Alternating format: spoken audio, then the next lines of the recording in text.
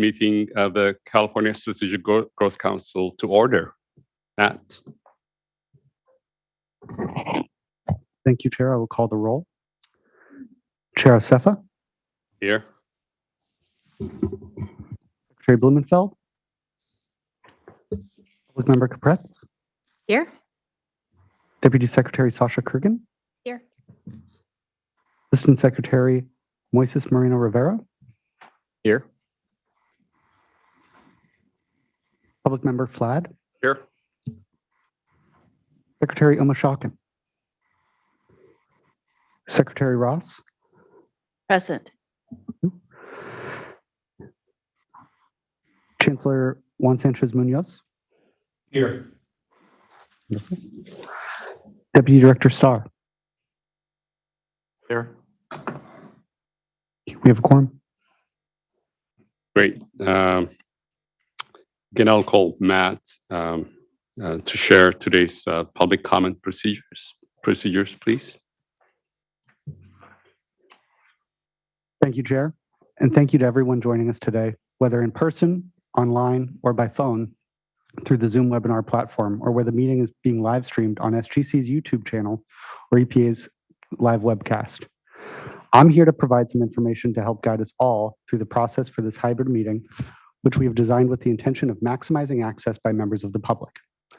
For those joining the webinar online via Zoom or by phone, please note that your microphone is automatically muted when you join. In order to minimize the risk of background noise, you will not be able to unmute your phone yourself. For those joining online via Zoom, please note that the webinar platform doesn't enable video for attendees, so we will not be able to see you. If you need technical assistance during the meeting or have a question about the meeting process, there are a few ways to contact us. If you're using the online Zoom webinar, the best way is by using the Q&A function, which several members of our SGC team will be monitoring. If you have joined by phone and you have access to email, please email sgc.info@sgc.ca.gov. If you do not have access to email, you may text or call 916-634-3359. If you plan to make in-person public comment, you must fill out a public comment card provided near the doors of the room to my left. Please bring your comment card to the table near the front with the sign collecting public comment cards. When the chair opens the public comment period for your item, we will read the names of everyone who has submitted a form for that item. Please line up by the podium when I read your name in the order that I have called your name. When it is your turn to speak, I will call your name to the podium. If you plan to make remote public comment, you must join the meeting via Zoom, either through your desktop or by phone, or by calling in by phone.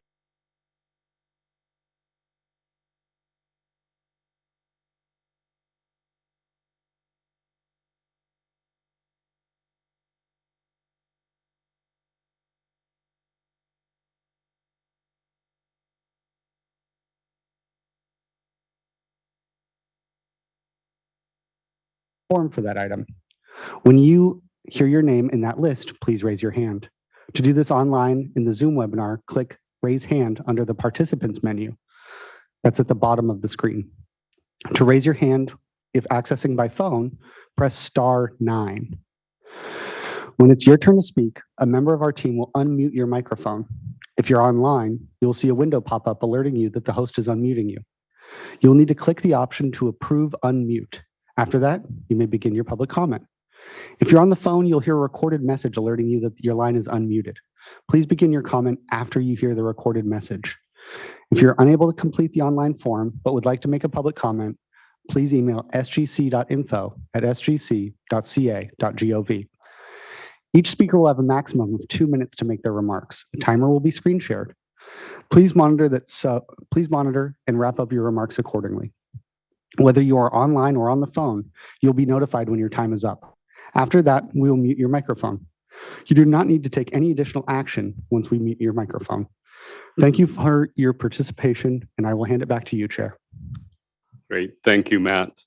So we'll now move to item 3 on the agenda. This is the approval of the February 24th meeting minutes. I want to remind my council members that you need not have attended these meetings to vote on the minutes adoption, but you may abstain. Are there any questions from council members on the February 24th minutes? Yes, seeing none. Lois, you wanna start screen sharing of the public comment slide? Is that?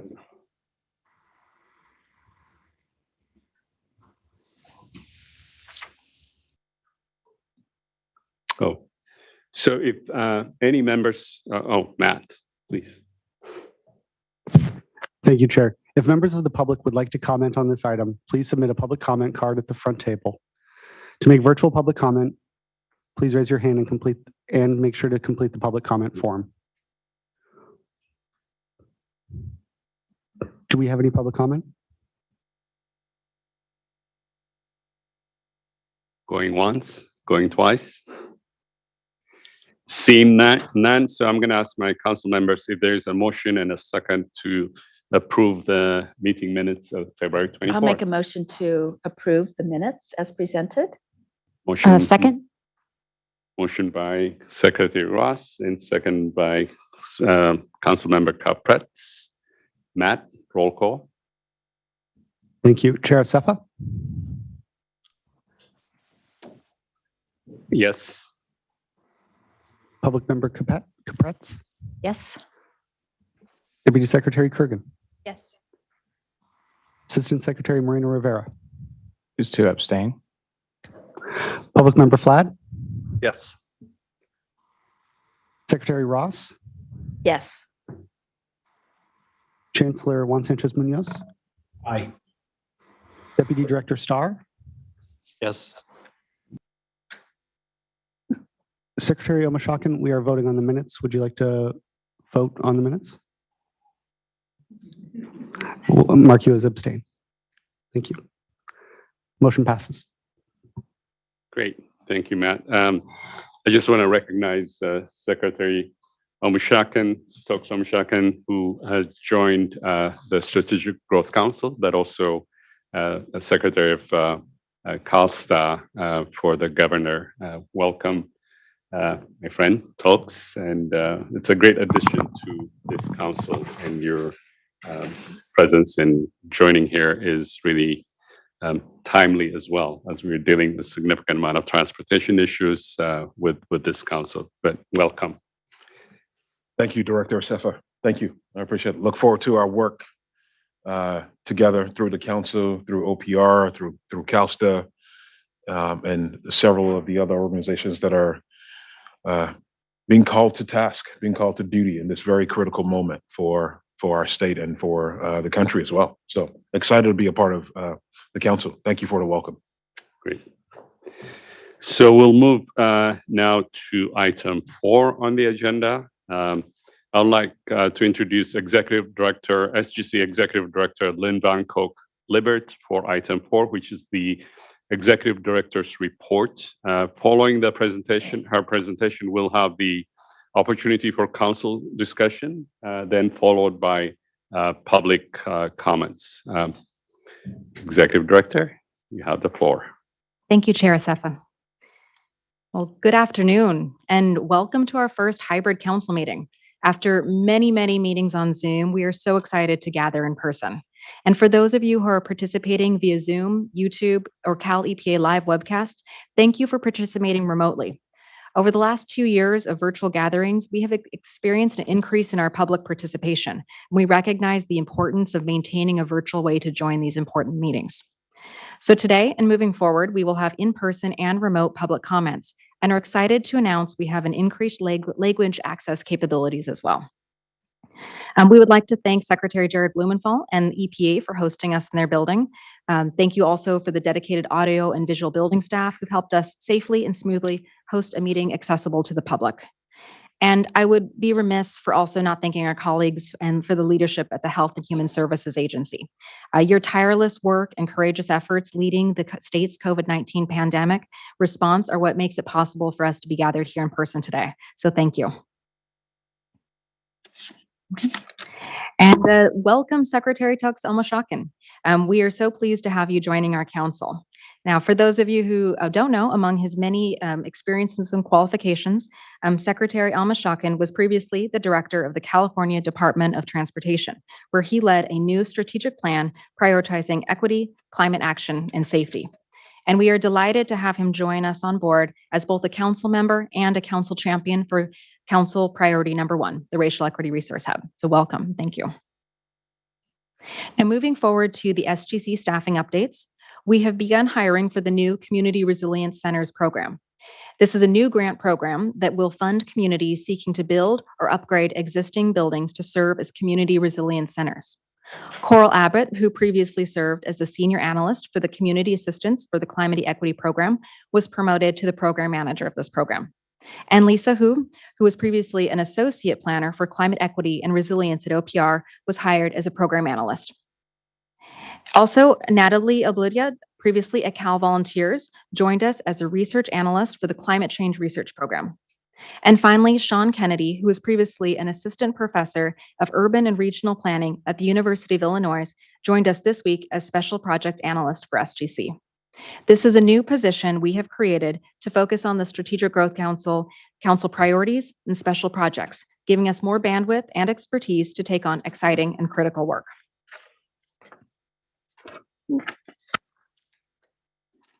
So for program updates, as travel has become safer, we have resumed the SGC tradition of organizing program site tours. We think this is an important practice to meet grant applicants and recipients, to see the impact of the resources, and continually educate ourselves on how we can improve program delivery and gain insights into the emerging trends and challenges across the state. So on April 11th, SGC hosted a tour of 2 affordable housing sustainable community sites and 1 transformative climate community site in South Los Angeles. We were joined by over 25 state partners from council agencies and departments, the governor's office, the Department of Finance. We were so lucky to also be joined by even more affordable housing developers, community partners, and local government officials. We toured the Evermont project, which includes a public transit corridor and will create 180 new units of affordable housing. We then visited Springhagen in Willowbrook. Half of its units serve formerly homeless households, and the other half serve families earning up to 60% of area median income. Finally, we visited the Watts Rising program, which received $33 million in the Transformative Climate Communities first round. We toured the city in the electric buses and witnessed the fruit of over 20 climate resilience projects in the neighborhood.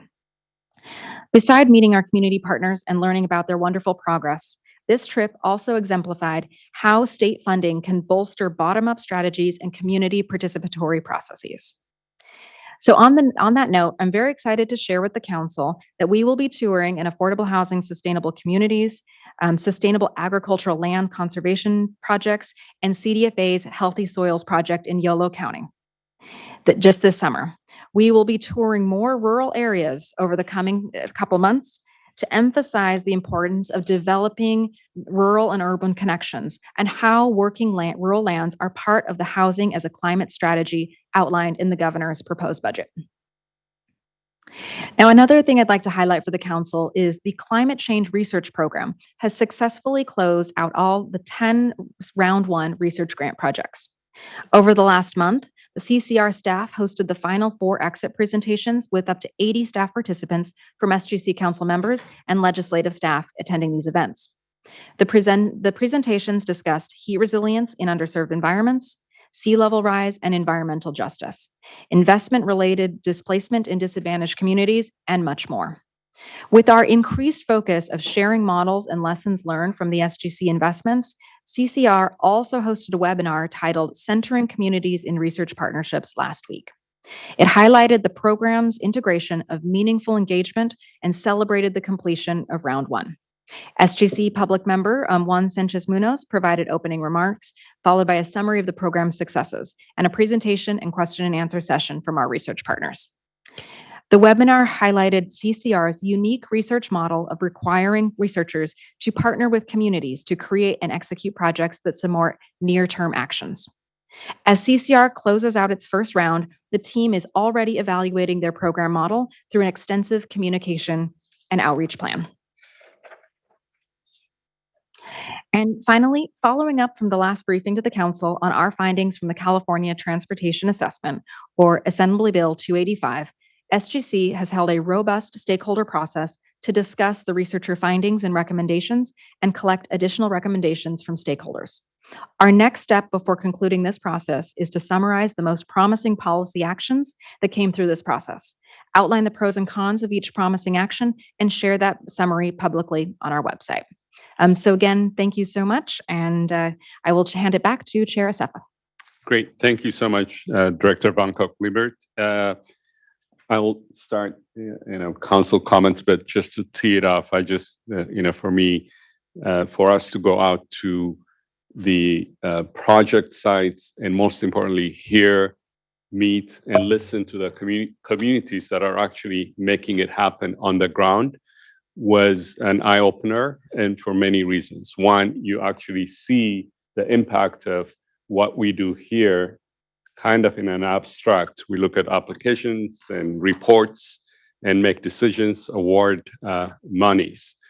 But when you go there and listen to, I believe, a 75-year-old or so woman in Watts walk us through her house to tell us each aspect of the retrofit, environmental retrofit that was paid through, SGC programs, how that has changed her life in terms of the cost reduction in her electric bills. She walked us through every room proudly, showing us the fan, the LED lights, the weatherization in her house.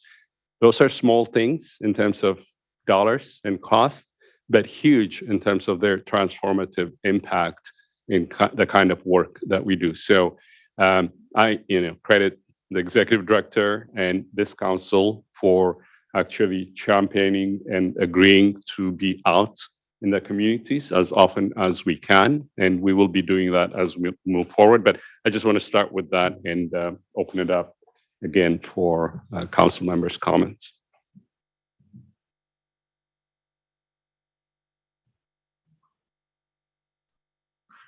Well, I just want to commend the staff because that was a very brief report, and I'm looking at the contents of the totality of everything that's happening. Many people worried that with remote work, the productivity levels would go down. I'm pretty guessing your schedule's like mine, and it just never stops, but the quality of the work is just excellent, and I don't think we can say thank you enough. So thank you to all the staff.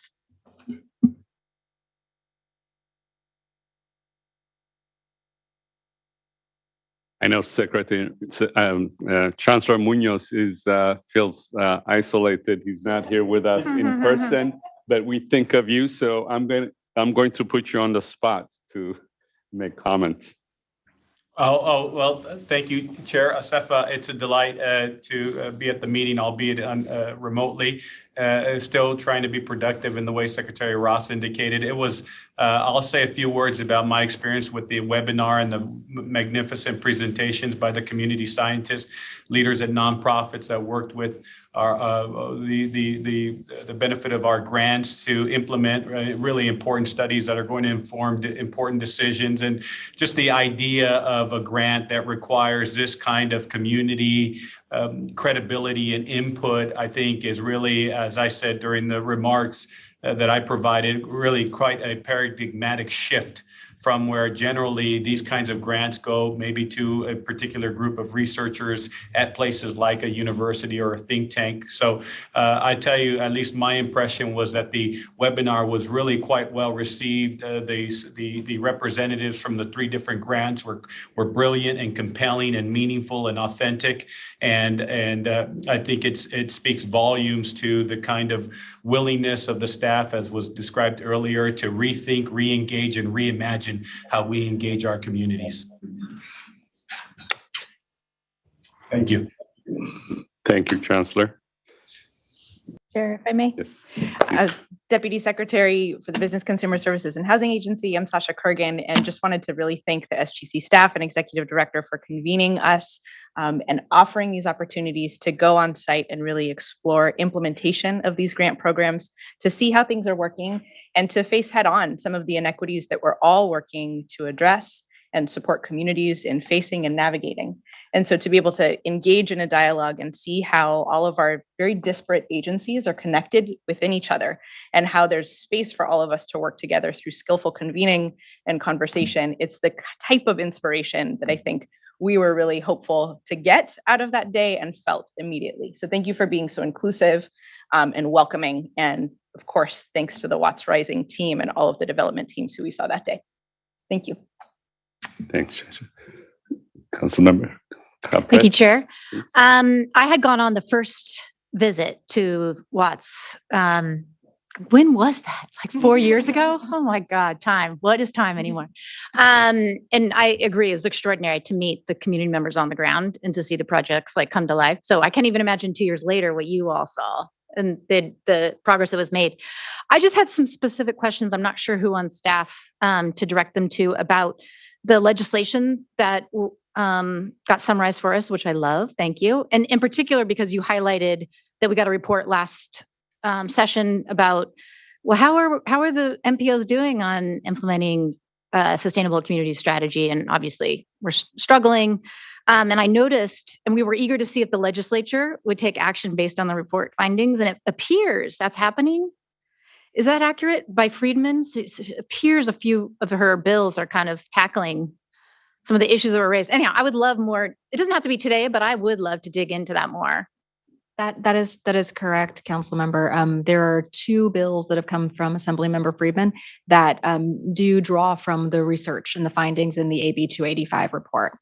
So as we continue to work through that process, and we'll continue to provide more information that can be utilized by the legislature to continue to work through their process. Okay. And yeah. we will come back to the council. We'll take that direction and come back to the council in either 1 or 2 council meetings once we've completed the summaries, Okay. and then provide a presentation on the promising actions that we lifted up and are showing as the kind of the completion of that project. Excellent. Thank you. That's exactly what I wanted to hear. And then, like every meeting, I'm just going to continue to highlight the guidelines for AHSC. From a lot of stakeholders in San Diego, I got the new guidelines came out. What's going on? And so I don't know yet, and that's fine. I'm just going to continue to do my job, which is to continue to promote, solutions for regional equity and implementation of AHSC. So I'm eager to also dive into that issue. And I know it's not today, but I'm just highlighting it because I know the new guidelines did come out and there are lots of folks that are interested in next steps. So thank you. Thank you. And I know we didn't include this in the executive director's report, but I will raise it verbally that over the last couple of days, the HSC team has put out a very extensive policy memo for public comment that brings up, I think it's about 80 different policy thoughts in the guidelines, most of them focused on how to make the program streamlined, more accessible, easier to utilize, but it does touch on the policy topics that we've had at the council. So those are open for public comment, and we'll have a series of interagency discussions related to those policy ideas. And then we'll come back to the council in June with then a conversation with the council before we then complete the guidelines.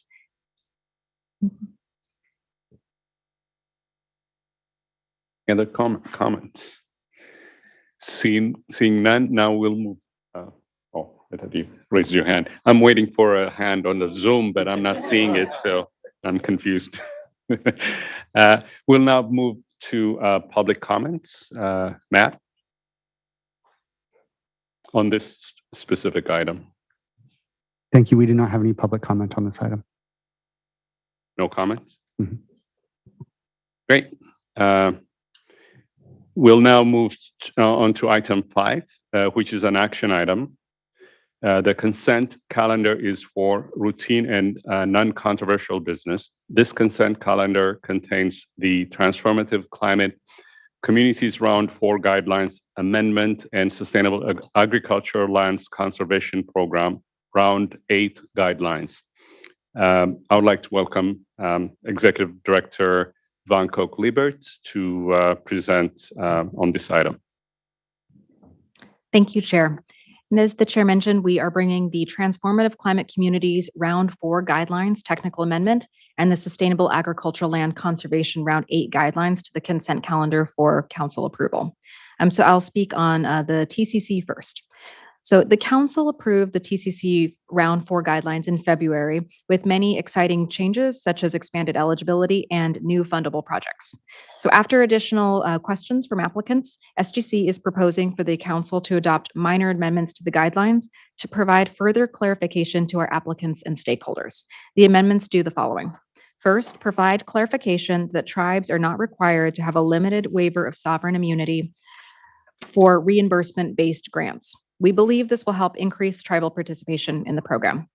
Second, the amendments clarify the focus on expanded eligibility by allowing formally awarded applicants to reapply if they demonstrate sufficient capacity and a new project area. Also, we proposed a couple changes best described as typos, and the timeline remains the same. Secondly, we are bringing to the council round 8 Sustainable Agricultural Land Conservation Program guidelines for approval. As a reminder, SALC provides grants for agricultural conservation acquisitions and the development of local government plans to protect agricultural lands from conversion to more greenhouse gas intensive uses. This will be the 8th round of the program, and we will be this will be for planning, acquisition, and capacity grants. Proposed revisions are based on the January's council decision on how the program meets its goals by providing multiple benefits and assesses infill development, as well as feedback provided by stakeholders and tribal affiliated consultants.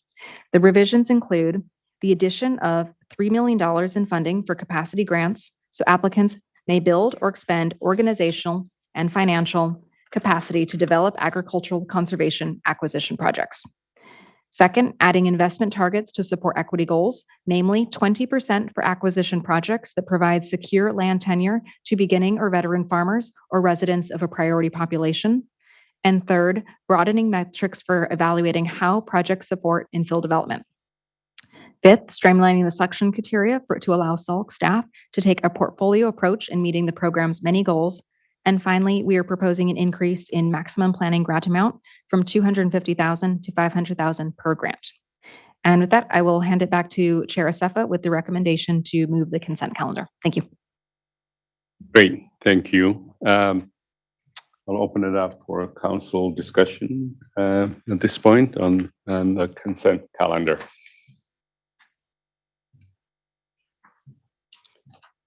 Just one quick comment. Yes. Sasha Kurgan. Sure. We really appreciate at our agency level the intentionality that the staff have taken in making space for tribes in really meaningful ways. And while they seem like surgical updates, they really do increase tribal participation. And in these programs specifically support those principles of self-determination for tribes. So just wanted to thank the staff for their efforts here. Great. Well, I will first, Moises Moreno Rivera. No, I was just going to say second the comments that were just made. Yeah, you could see the intentionality behind these changes. So thank you. Great. Any comments, questions? Seeing none, so we have a motion and second. So moved. And Rivera, second. Matt? There are 2 public comments on this item. Sorry? There are 2 public comments on the consent calendar. We can take them after the motion and second, and then proceed with the vote. Great, so we'll open it up to public comments. Do we have any? Thank you. There are 2. I will begin the public comment period by reading the names of everyone who signed up to comment on this item. And without any in-person public comment, we will transition to virtual public comment. When I'm going to read off the names of both individuals. When you hear your name, please raise your hand. You can do this by using the raise hand function in Zoom under the participants menu, which you can find at the bottom of your screen on the Zoom platform, or by pressing *9 if you're joining by phone. Please raise your hand if you have not done so yet, and our Zoom facilitator will be able to unmute you when it is your time to speak. The 2 commenters are Mark Landgraf and Jeannie Merrill.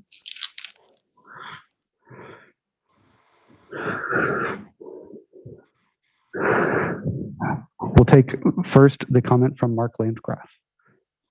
Thank you.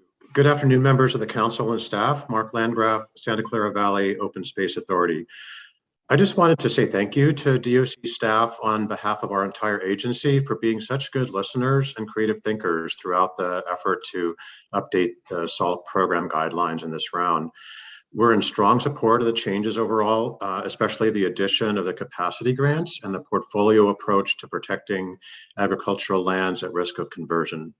We believe the extensive improvements in this round will help advance equity within the application process and for the grants themselves, and also better serve meeting SALT program goals as well as state climate goals. That's the extent of my comment. Thank you very much. Thank you, Mark. The next comment is Jeannie Merrill. Thank you, Chair Acefa and council members. Jeannie Merrill with the California Climate and Agriculture Network. I'll echo much of what Mark had to say. We consistently find that the process to evolve and strengthen the SALT program guidelines is grounded in the experiences of the applicants and related stakeholders, and we really appreciate DOC and SGC staff for their inclusive and thoughtful process. We're in strong support of the proposed guidelines. We especially appreciate the inclusion of the buy, protect, sell option for the acquisition projects. We have a significant challenge in California for beginning farmers, veteran farmers, socially disadvantaged farmers and ranchers in getting access to land because of high land values. And this is one option among many that will increase the option for land tenure for these new farmers. We also support efforts to connect the SALT program with tribal governments, and some important first steps are outlined in the guidelines, creating a foundation for more work in the future. And finally, thank you for streamlining the selection criteria for the acquisition projects and refocusing the program on protecting those agricultural lands most at risk of development. Thanks very much. That concludes public comment. With a motion and a second, we can proceed to the vote. Chair Acefa, Yes. Public Member Capretz, Yes. Deputy Secretary Kurgan, Yes. Assistant Secretary Marino Rivera, Yes. Public Member Flad, Here. Yes. Secretary Secretary Omashakin, Yes. Secretary Ross, Yes. Chancellor Munoz, Yes. Deputy Director Starr. Yes. Motion passes. Great. We'll now move to item number 6, which is a discussion item. I would like to again invite Executive Director Van Koch-Liebert to present, and Kiran Kumar, Deputy Director of Equity and Government Transformation with SGC, to present on the Regional Climate Collaborative's Round 1 guidelines. Following their presentation, we'll have opportunity for public comment, followed by council discussion. With that, I'll invite Executive Director Van Koch-Liebert. Thank you, Chair. And just one correction, this is an action item as opposed to a discussion item. Oh, And I will just start by saying I'm just very excited for this new project. It has been a long time in the making.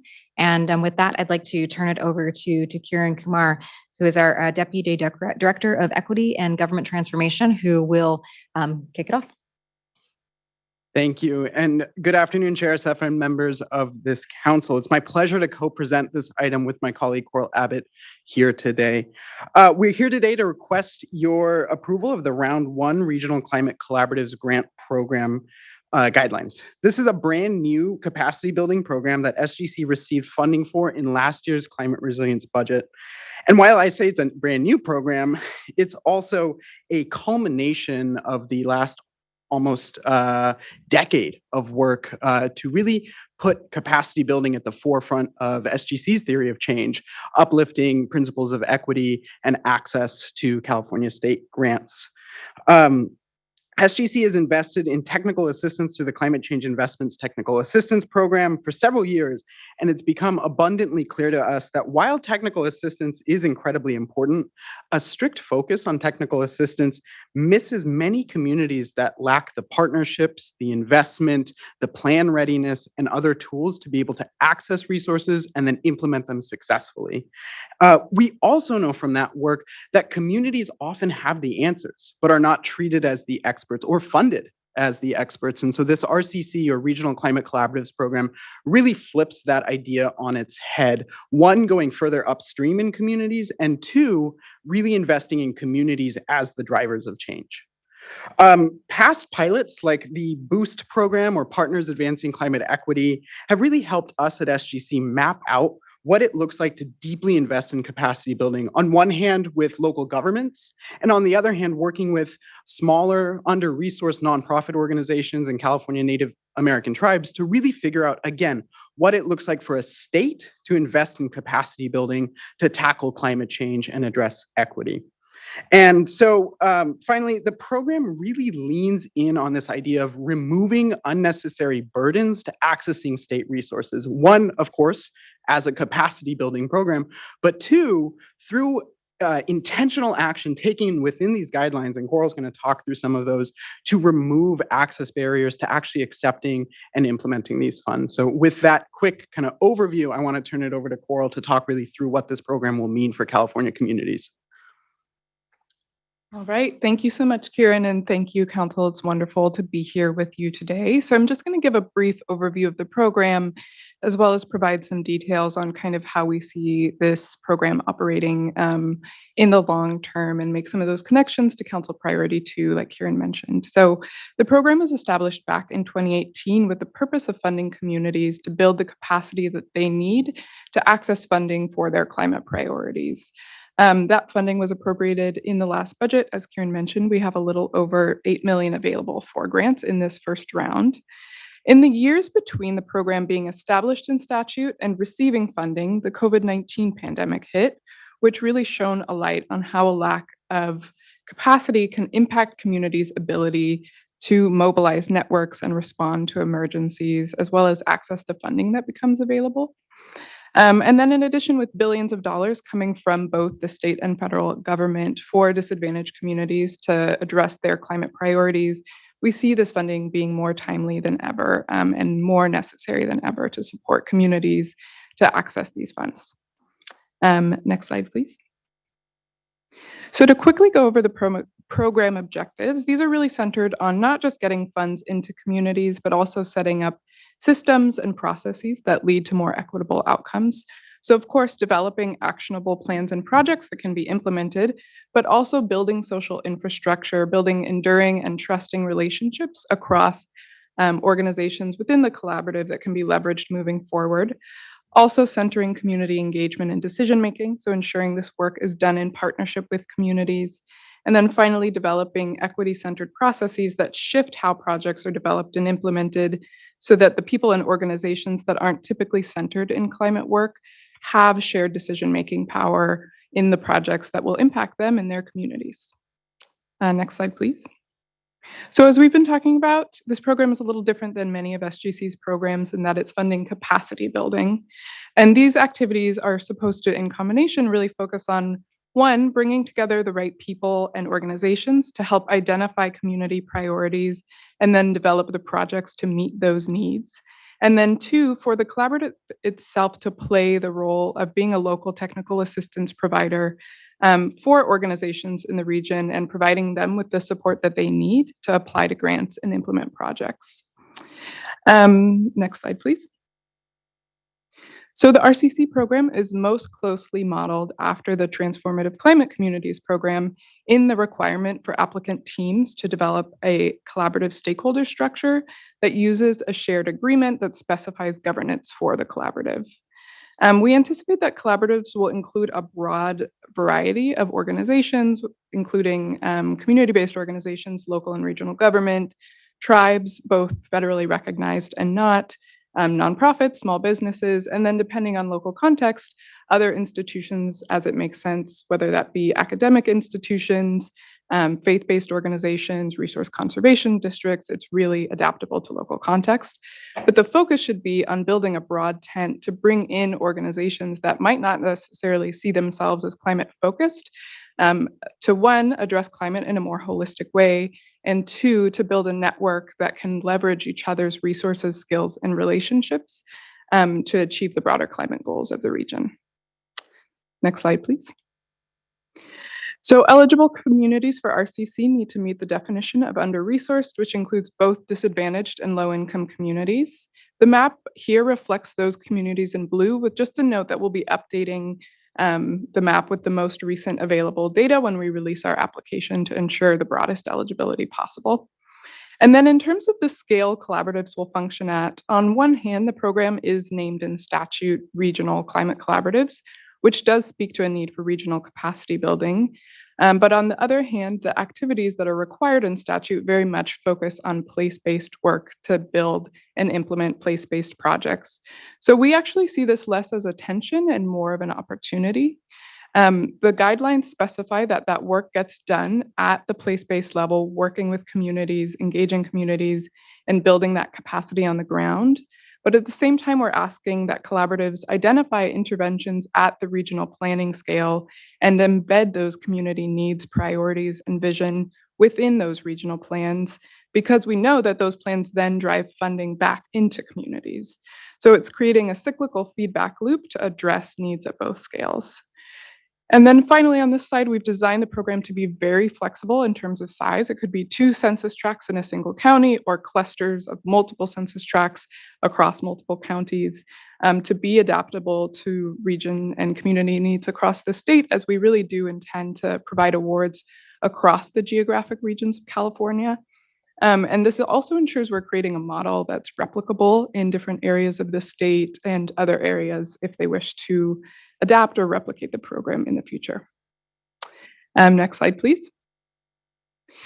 So in terms of the roles of RCCs in communities, during the grant term, of course, but actually moving forward, we're hoping that RCCs can serve as institutions within communities that can do things like support on grant writing and administration, convene organizations within the region on cross-sectoral climate issues, be a partner for local governments to go to, as well as a trusted entity for community-based organizations to partner with. Next slide, please. So knowing that this program is seeking to fund areas of the state with the least capacity to access funds, we've spent the last several years talking to stakeholders that live and work in these regions and have heard very clearly that in addition to capacity building, we need to be addressing barriers that communities face in accessing state funds. So in line with the resolution on capacity building recently passed by this council, we're incredibly excited to pilot the following strategies. The first kind of bucket around responding to needs of tribes is we won't be requiring limited waivers of sovereign immunity.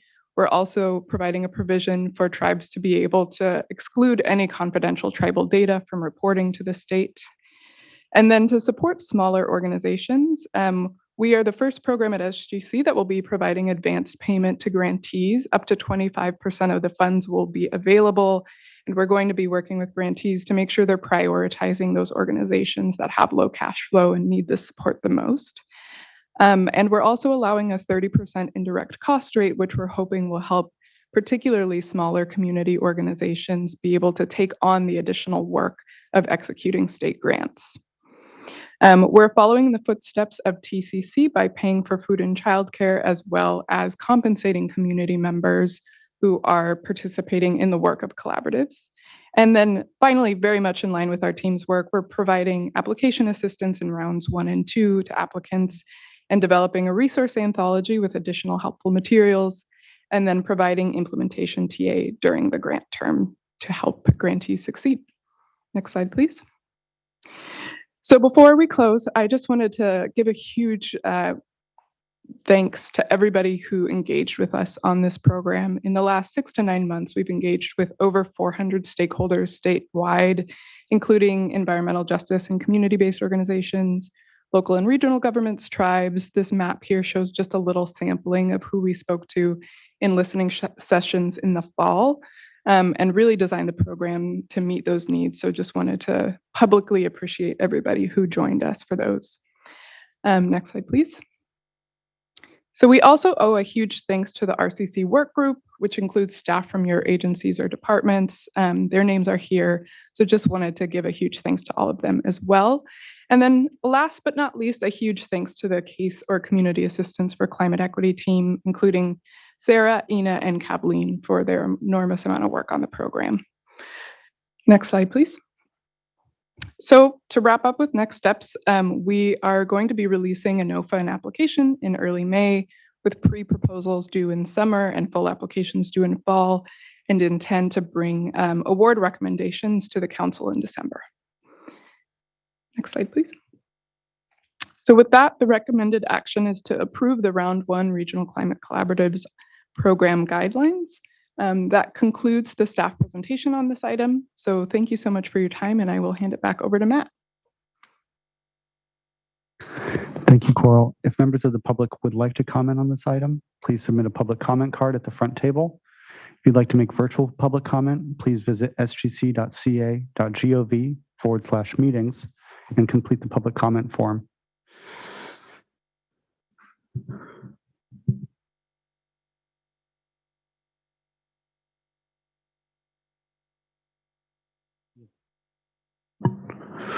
We have 2 virtual public commenters on this item. The first is Emmy Wang.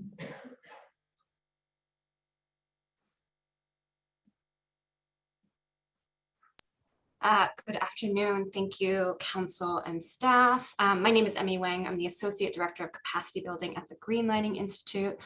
First off, just want to thank and congratulate the staff and council for the robust program guidelines for the Regional Climate Collaboratives Program. Greenlighting co-sponsored the SB 1072 legislation way back in 2018 that created the RCC program. And we have been very much eagerly awaiting and very excited for funding and for this program to roll out. And the guidelines in their final form really don't disappoint. I think for us, they really represent robust program design structure, representing and interweaving strong standards for capacity building, collaborative governance, and also tangible deliverables. Moving forward, we encourage SGC and the council to think of and consider RCC as both a learning opportunity and the start of a long-term investment in capacity building. This program provides an opportunity to pilot out how to support local communities to build capacity. The role of state agencies is not only policy enactment and funding, but also in directly supporting the community-based stakeholders whom the state relies on to locally advance the state's climate goals. RCC can also help the state to develop pathways to partner more meaningfully with communities. We're super excited about some of the changes that Coral talked about in her presentation around removing barriers for communities within the program guidelines, and also encourage SGC and the member agencies to use RCC as a learning opportunity to learn more about and ultimately dismantle additional barriers within state processes that make it difficult for communities to engage with policies and funding programs. Again, congratulations again on the robust program guidelines, and thank you so much for the time. Emmy, before you jump off, there was some audio challenges on our end in hearing you, and we would encourage you to repeat your comment if you're able. We missed a lot of the middle portion, if you wouldn't mind. Sure, I can go again if you don't mind hearing from me again. Hi.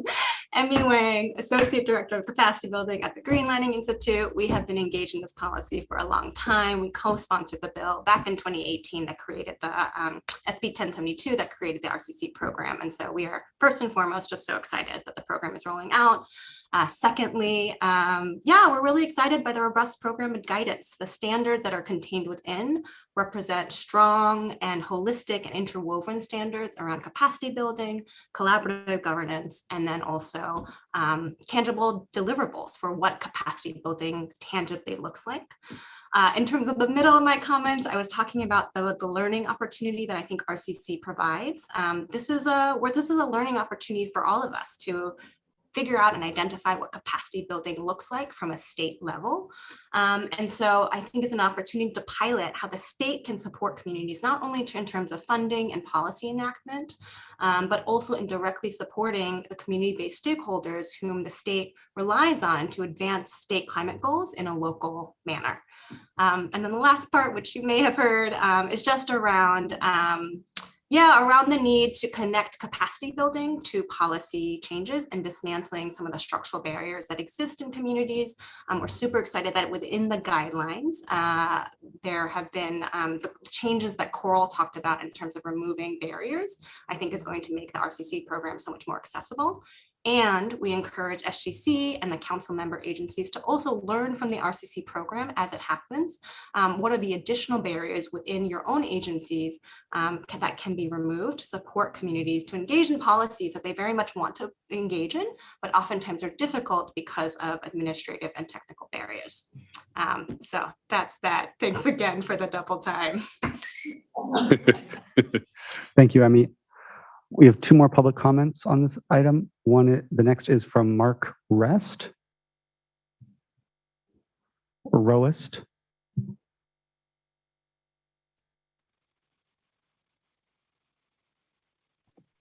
Okay, thank you. Sorry about that. Mark Roost, like Shore Canoe, with Sustainable Energy Inc., and I'm an advisor for the Silicon Valley Clean Cities Coalition. And I'm thinking in terms of suggestions for the capacity building process to support within communities, conversion co-ops. That means co-ops that convert, that local people get jobs converting vehicles. We start out with trucks and buses. So there's a company that is bringing great technology forward for that and can do it in volume. Charging infrastructure co-ops. So these would be people who create not only rooftop solar, but also solar canopies over parking for fleets and over parking at multifamily residential complexes to get past the issue of insufficient rooftop space.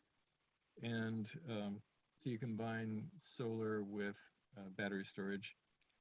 Truck charging and parking is a critical issue for the drayage fleets and for over-the-road truckers, especially parking is an issue already, but it's going to be a blocker if we can't get charging and solar charging, especially, to bypass utility restrictions.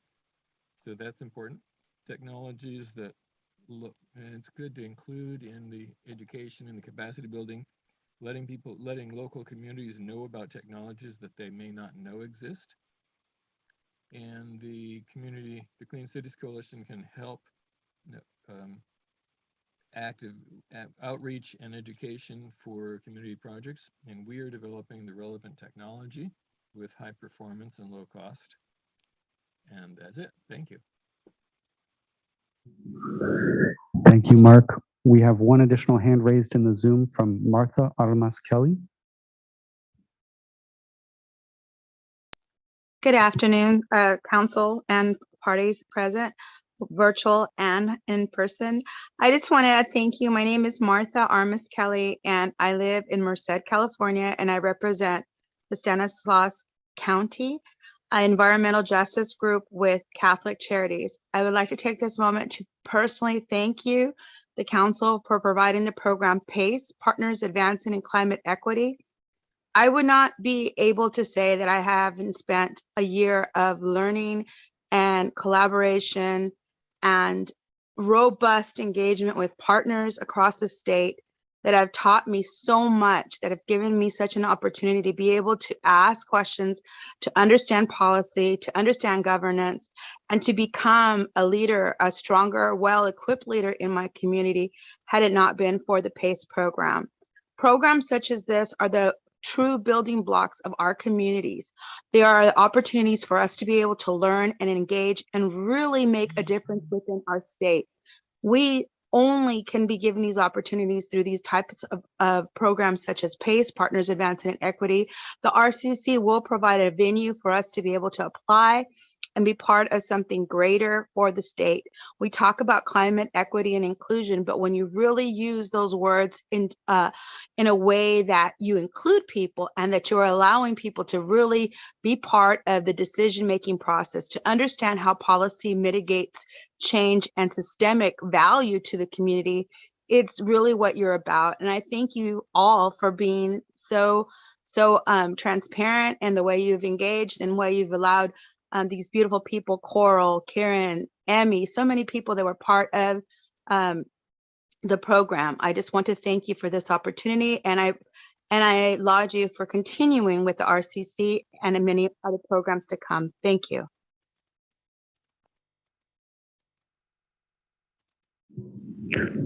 That concludes public comment. Thank you so much for those public comments. Now I'll initiate council comments on this. Moises, you have a... Gracias. Great.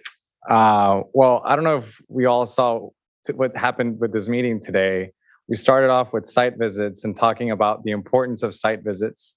Then we went, and then the next action item essentially talked about changes to grant guidelines based on public input. And then we're being asked to adopt new guidelines that have taken all of this into consideration, right? So you went from listening to communities to amending guidelines to creating a new program that takes this all into consideration. So to me, it's just, I see the pattern, and it's just very intentional. Essentially what you're doing is taking a best practice into a standard practice. And, our secretary is usually talking about this. It's talking about how, there's so many best practices out there. How are we actually standardizing this? And this grants program, this Regional Climate Collaborative program is essentially doing that. So I just want to say that while we know the need is greater, right, we also know that these dollars leverage others. So again, I would welcome if we could, share this with the technical assistance champions, group, and have a follow-up conversation as to how we do this more strategically moving forward. So thank you so much. Mr. Chair. Yes. Thank you for your comments. I hadn't thought about that pattern, but that's really good catch on your part. First of all, I just want to say I'm excited about this. It did come to us by legislation. So one question I have is, I'm assuming, I hope I'm wrong, that this is going to have to depend upon yearly appropriation. Is that correct? Yeah, so we have funding for 2 rounds of the program, but it would rely on ongoing yearly appropriation. Okay, so I'm very interested in how we capture actual outcomes because we did this.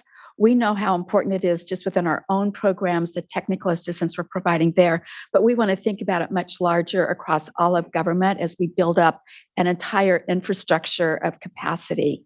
And so I'd be very interested in how we can try to capture outcomes because we all have to be mindful of how we spent these dollars and how we can continue that funding, or that we at least get, it would be ideal to have what would happen if we did 5 years of funding? Would that start to make the dent that we need to make? Or does it, those are the kinds of questions that I would have as a champion of technical assistance.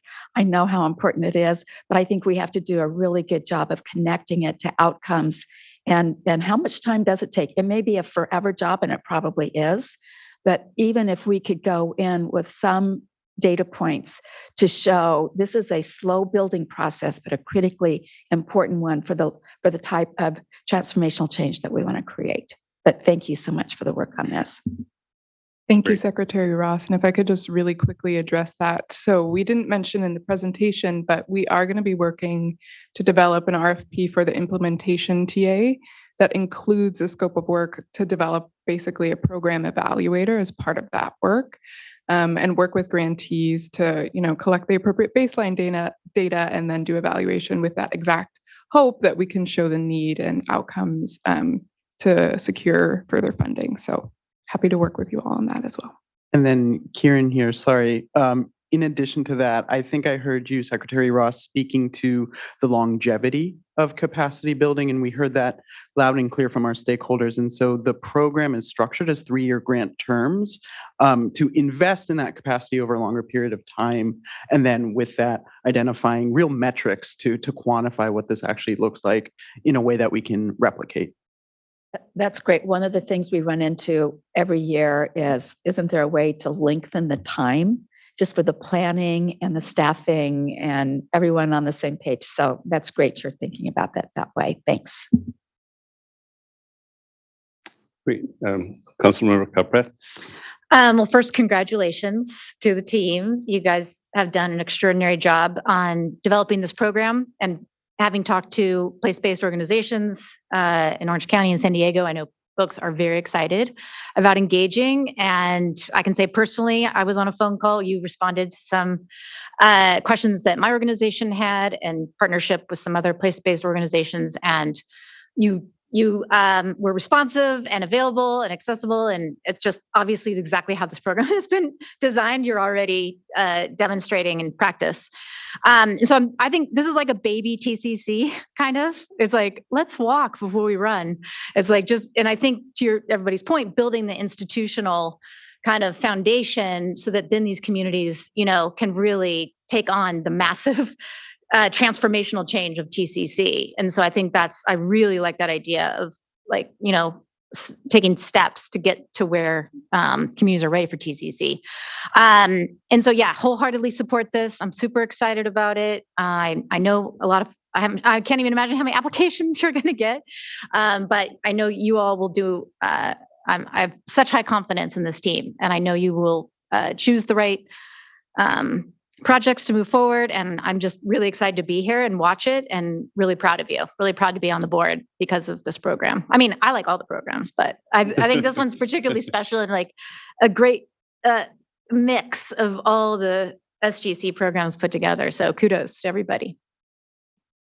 Great. Councilmember Flood. Yeah, thank you. I'll just be very brief. A great presentation, great work by staff as always, and just really appreciate. I'm enthusiastic supporter of this also, and as a champion with Secretary Ross and Crowfoot on the technical assistance piece, you're doing our work for us, which is absolutely great, right? So we can check the box, but really outstanding work. I think this is such a critical piece to the success of everything that we're doing. When we talk about regional equity, leveling the playing field in terms of capacity is an absolute necessity if that's going to happen. And appreciate building on past successes, the Boost program with Institute for Local Governance, taking lessons learned there and applying those.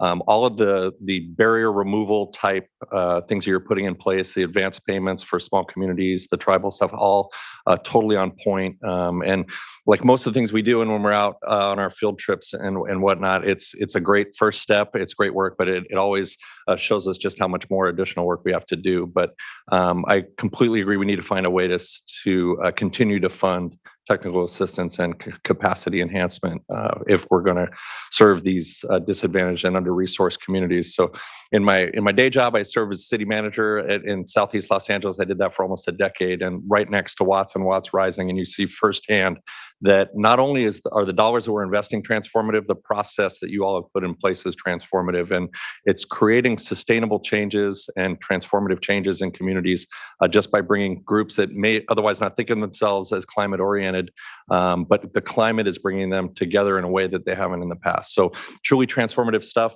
I'm a big supporter. I'm a big yes on this one. So thank you, Chair. Great. Thanks, Mike. Anyone else? Oh, Councilmember Starr. Thank you. Yeah, Mark Starr, Cal HHS Agency, Health and Human Services. And on behalf of the agency, I really would also like to commend the staff for the work on this and echo the pattern and the process that this is all headed towards, and particularly the continuous focus on racial equity that's apparent in the guidelines, but also in the process to develop them. And along those lines, we also commend the staff for directly consulting and considering tribes and their needs and potential barriers to participation, and hosting outreach events exclusively for tribal representatives, and making really every effort to honor tribal sovereignty in the guidelines. I'll echo what's been said. We really appreciate the funding of capacity building efforts, of addressing the barriers for organizations and small organizations in particular, everything from advance payments to food and childcare. All those things are really critically important, and it's great to see. And also, we appreciate the lessons that have been learned, as was stated, from the transformative climate community, such as the collaborative stakeholder structure. And along those lines, from a health standpoint, we're hoping that we can get some of our local health departments to engage as either applicants or co-applicants, since they really know their communities, they know health equity, they could really be a critical part of the collaboration. So in closing, I think that this program really exemplifies an excellent approach to equity and hopefully sustainable community development and assisting local organizations to transform their communities into the benefit of climate resilience and adaptation. Thank you. Great. Strongly support. Thanks, Mark. Chair, just one more Anyone comment. else? Yes, Oh, please. Sasha, please. Sasha Kurgan I can also build on some of the things that the other council members have shared, so I'll try not to be duplicative, but really appreciate the thoughtfulness in design and making space for the types of collaboration that Dr. Starr was just mentioning, given just an acknowledgement or just acknowledging that there's a range of opportunities for people to build collaboration and not being too limited in defining what those partners may be. So continuing to maintain that flexibility is a core value that we appreciate that you made space for here. While we didn't hear as much about it today, I know it's built into the design of this program to have a two-phase application approach, which we are a very big fan of, to remove barriers to participation. Hearing from so many communities that say, well, I need to get a grant writer to approach the state, which is just a trend that thank you to all the grant writers that work on state programs. And also, I think if communities feel like they must have a grant writer, we are setting a series of language and patterns that maybe we should explore how to soften so that we start dialoguing with potential applicants sooner. And so this, to me, starts building that type of trust that we are open to working with applicants and hearing from them before we make a final determination on what their application means. And so that thoughtfulness into the design is just right on in our view. And also thank you for providing the map to show where the outreach has already occurred. And I think to Secretary Ross's point of being able to demonstrate interest in this program, we may not hear from all of the communities that could be served by this program within the first round. And so this already starts to set the foundation of hearing and demonstrating that there is interest. If someone makes it to dialogue with the state about their potential interest in a program, that is a sign and should be affirming to us. And that is a good message back to the legislators that supported this program to begin with. So interested in seeing how this program goes and just so excited for all of you to get to this phase. Strong support. Can I say one more Councilor thing, Chair? Gephardt, Just please. really quickly, because I don't know if Emmy's still on the line, but I really do want to give a shout out to Greenlining, because they're the ones that conceived of this program. And when I first joined SGC, they started lobbying me on it. This was again like 4 years ago. So it's been a journey for Greenlining, and they've stuck to it. And I think this is obviously the result. So, but I always like to give a shout out to the community-based organizations that they're in the trenches fighting to make these bills, to allow these bills to happen and to design these programs. So anyhow, shout out to them. Well, I don't want to repeat everything that is said. For me, I think the Moises Moreno Rivera, what you mentioned around connecting the dots from the beginning, there were so many times in those tours. I think we've had about 3 or 4 so far, the last 4 months. One thing that I've heard consistently from a few people is, one, yes, the state is putting out so much resources, but we don't have access to them. It's easy access to them. It's such a cumbersome process for under-resourced community-based organizations. Second, the challenge, even if they get it, not having sort of advanced payment so that they can get started with the work that needs to be done. So recognizing those specific challenges that they have in this program and the revised guidelines really responding to those, to me, are really critical. the focus both, especially around climate and the local as much as the regional is a critical issue because climate is not just, place-based is important, that's the solution, but it's also connected to the region. Sort of bringing that up is also capacity building in the way people think about the impact of climate. So, and then again, what was said before, the progression of the TCC program and lessons learned, yet making this even a better structure in terms of providing the resources, the services, the assistance communities need. So I'm just kudos again to the staff. Really excited to actually see the list of multiple agencies within our org having a voice and input in this. That's what all of government means. I know, it's an item the governor repeats. We need to be sort of connect the dots in all of government approach in addressing issues. That's what it looks like in reality and the results. And then from this translates into outcomes in projects and community transformation. So I'm very excited. With that, I would ask if there's a motion and a second to approve the staff recommendations on the consent calendar. I'll go ahead and make the motion. I'll make the motion. Second it. I'm so flat. Everybody's fighting. You can have 10 motions in 10 seconds. So I heard Councilmember Flad and Rivera. Right. Seconding. So before we go for the call, just I want to mention sort of to welcome Moises as well as the key staff for the California Natural Resources.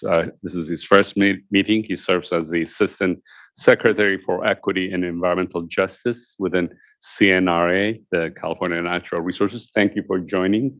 He replaces Amanda Hansen. For those public who don't know, so key staff sits as a proxy to the secretaries or the department heads when they are not available, and they play a significant role throughout the process. So welcome for joining us. So with that, Matt, Chair, can we have a roll call? Chair Sefa, Yes. Public Member Capretz, Yes. Deputy Secretary Kirkin, Yes. Assistant Secretary Moreno Rivera, Yes. Strong yes. Public Member Flad, Yes. Secretary Omashakin, Yes. Secretary Ross, Yes. Assistant Chancellor Putney on behalf of Chancellor Munoz. Yes. Thank you. Deputy Director Starr. Yes. Motion passes. Great.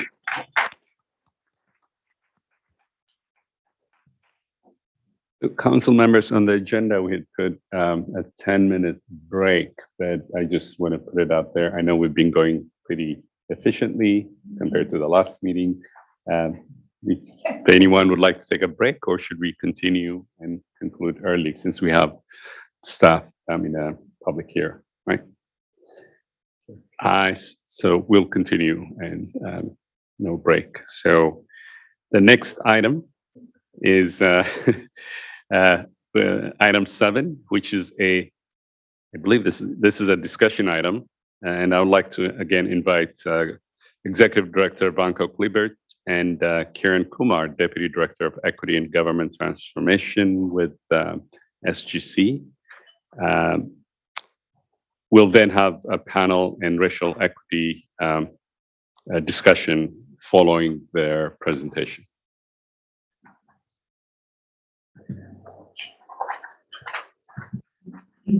Sure. Do you want this?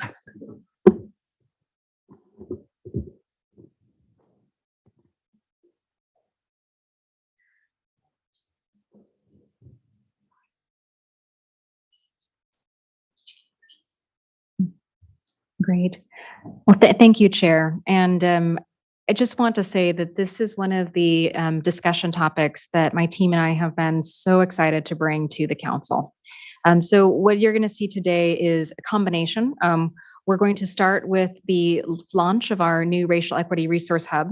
Then we have some exciting updates for the council. And then we're also going to have, as you can see, our panel of practitioners who will be here for a presentation and then hopefully a great Q&A and discussion with the council. So if you look in your staff report, you can see that there are 24 pages of updates that have come from the agencies, reflecting just an immense amount of work that has been done in the last 6 months since we last gathered to talk about this topic. So, we're just overwhelmed with support and gratitude for all the work that's happening across the state. Also, given that we are introducing this new tool, the Racial Equity Resource Hub, we thought that this would be a good time to change the cadence on how we use these meetings. So historically, the council members have provided an update with the information on the that's shown in the staff report. But now instead, we have asked council members to start writing monthly blog posts that share the information that best conveys the work that's happening in their agencies. So we'll, as I show the Racial Equity Resource Hub, we'll also show how those blog posts will be structured, but also encourage everybody and those in the public to do look at the staff report because it is just a wealth of information, ideas, and inspiration. So I think with that, I will waste no more time before formally launching the Racial Equity Resource Hub. So this is a first of the kind for the state of California. If you all remember that at the end of last year, when the council presented the updates from their work in this space, it was overwhelming. It was so much was happening. But there was a question that was raised by the council, and that was, how do we make sure that we're sharing this information widely, that we're making sure that everybody around this table knows what we're doing, has access to the resources, and is not reinventing the wheel, I think was the term that was used. And that led towards the council passing a resolution that updated the racial equity resolution and called on SGC to create a racial equity resource hub that would serve as a space to be able to gather, collect, and share all of the content, the tools, the ideas that are coming from the work in the departments and agencies.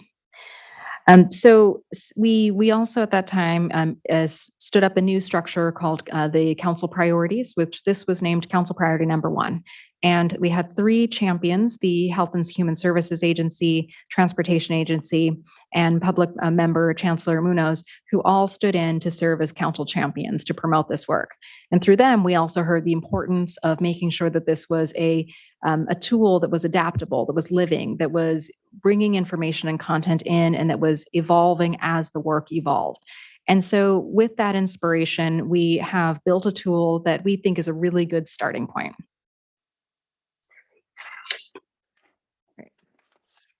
One of the things that I learned this morning that I did want to share with the council that I feel is really exciting is just in the last 24 hours, we've received 10 more submissions for consideration to this tool. So we can already see how this is going to just iterate, grow, and continue to build and be a resource for everybody to utilize.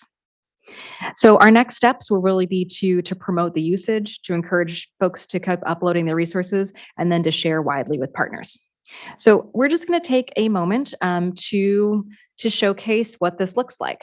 So Lois, if you could start at the front. Yes. So when users will enter the website, they will see, first of all, this getting started.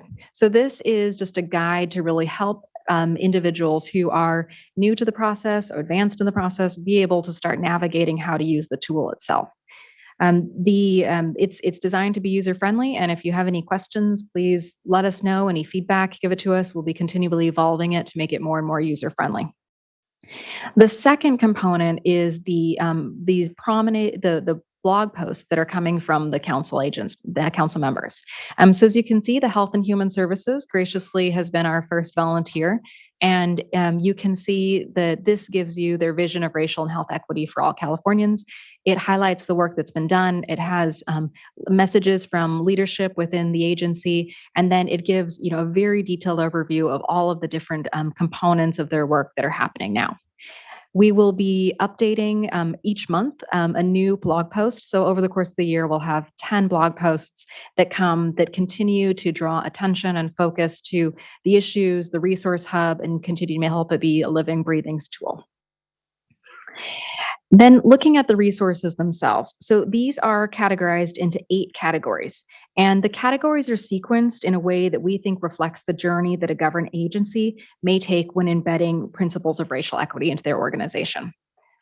So you can see it's creating a roadmap, diving deeper, taking action, drawing connections, and on and on. And once you click into those, then you can see the documents are there with a brief description of what they are so that users can hopefully be able to find the tool that's going to be most helpful to them. We also have included in here an email address and an encouragement to participate and to share. We think that this is just a starting point, and we know that there will be resources that come not just from state entities, but also from community partners, local governments, philanthropic organizations, et cetera. And so we have a place to be able to share and help us build out this content and continue to make this one of the best resources and places for people to go. So before we hand it over to Kieran, we did want to just share from our council champions at the Health and Human Services a short video that they made to help us be able to promote this new resource.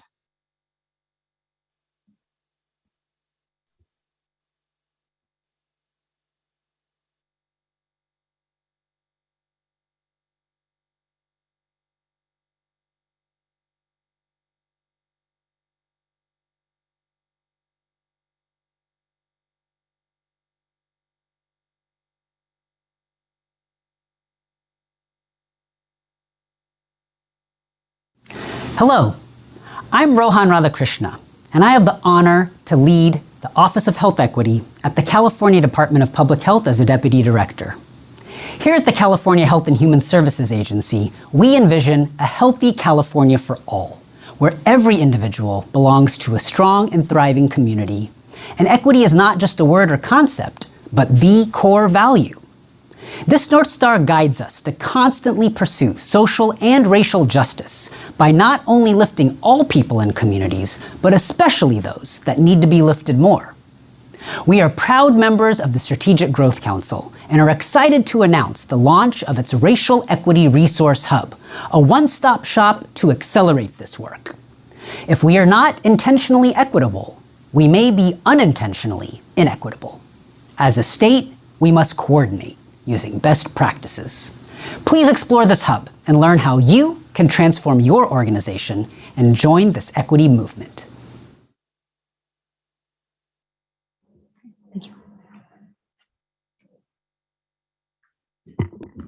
Thank you so much, Lynn. Yeah, thank you so much, Lynn, and to our Health and Human Services counterparts and colleagues for championing this work and being the first to put that video together and then also put a blog post. Really encourage everybody to take a look at that really comprehensive blog post highlighting some of the great updates at the Health and Human Services Agency, including the kickoff of their JEDI subcommittee. First, before jumping to our incredible panel, I wanted to provide the council with a few exciting interagency updates on racial equity. So first, I'll be talking about the kind of a celebratory note that the California Strategic Growth Council Health and Equity Program has partnered with the California Department of Public Health and the Public Health Institute to reconvene the Health in All Policies, or HIAP task force, excitingly with nearly 25 state entities and over 50 staff from those agencies. I don't think we could have been standing up here 5 years ago talking about that level of engagement in this work. And so that's incredibly exciting, both from a partnership standpoint and an engagement standpoint. The task force is focusing primarily on the structural challenges within state government that, if addressed, could really help further promote health and racial equity in all aspects of our work. And so this work aligns very closely with the council's both priority 1 and 2, and we'll be coming back to the council with regular updates on the HIAP task force as work plans develop and action takes shape. And then second is the Capital Collaborative on Racial Equity, or CORE. CORE has closed out the 2020-2021 learning cohort and is working to launch the next intensive learning cohort this year.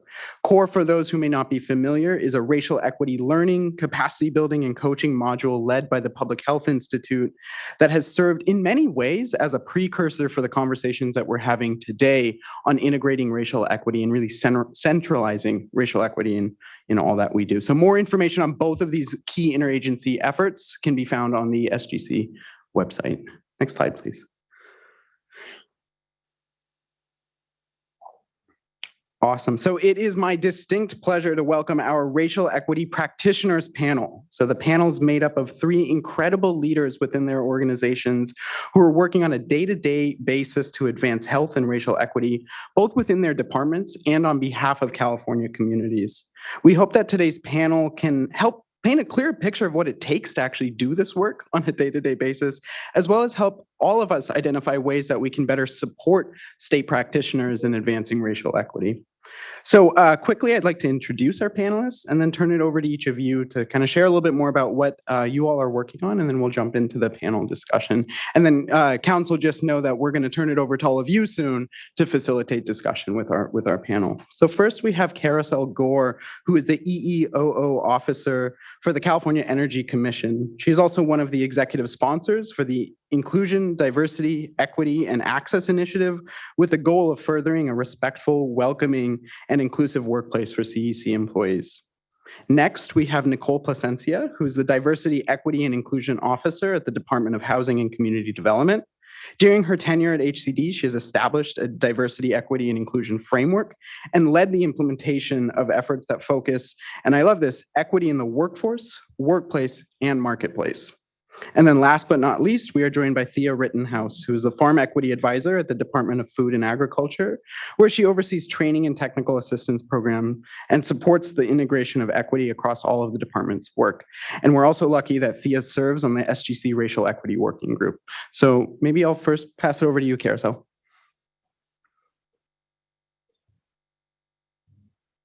Hi, my name is Carousel Gore. Perhaps thank you. Hello, my name is Carousel Gore, and I'm very pleased to be here with you all today.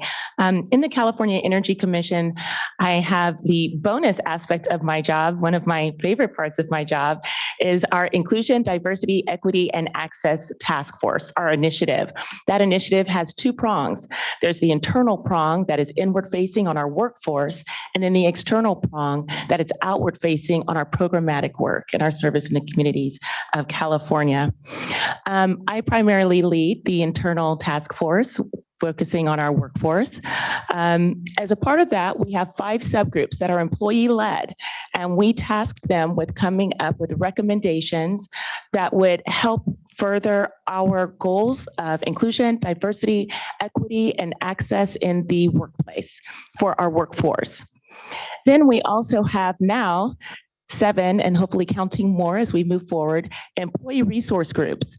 Those groups are affinity-based, employee-led, and employee-facilitated groups within the agency to, again, further inclusion, diversity, equity, and access, but to do so in an inclusive way that invites everyone to be a part of that conversation, everyone to be allies in the workplace, regardless of if you identify with that particular affinity group or not. We've also been building our recruitment efforts. We have an outward-facing prong that has a diversity framework, and that's primarily led or encapsulates our deputy directors, our decision makers, and those who can really be partners in furthering our work outward-facing in the community and the areas that we serve the state of California. And I think I'll stop there to give everybody time. Hi, good afternoon. Thea Rittenhouse, Farm Equity Advisor with CDFA. I'm really happy to be here today with such a great panel and look forward to this discussion. My position, the Farm Equity Advisor position, was created as a result of legislation, the Farmer Equity Act, which was passed in late 2017. I joined the department soon thereafter in 2018. And a lot of my work is externally focused on our agency's efforts to increase access and focus on structures in grant programs and communications and policies, and ensure that underserved and socially disadvantaged farmers and ranchers are included in our policies and decision-making processes. And we completed our C-Corps training last year as a part of the Year 1 learning cohort.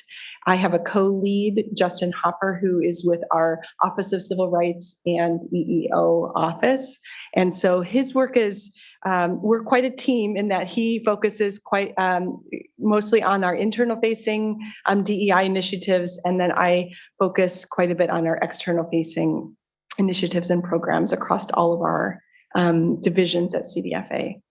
So I'll stop there and you'll hear more from me soon.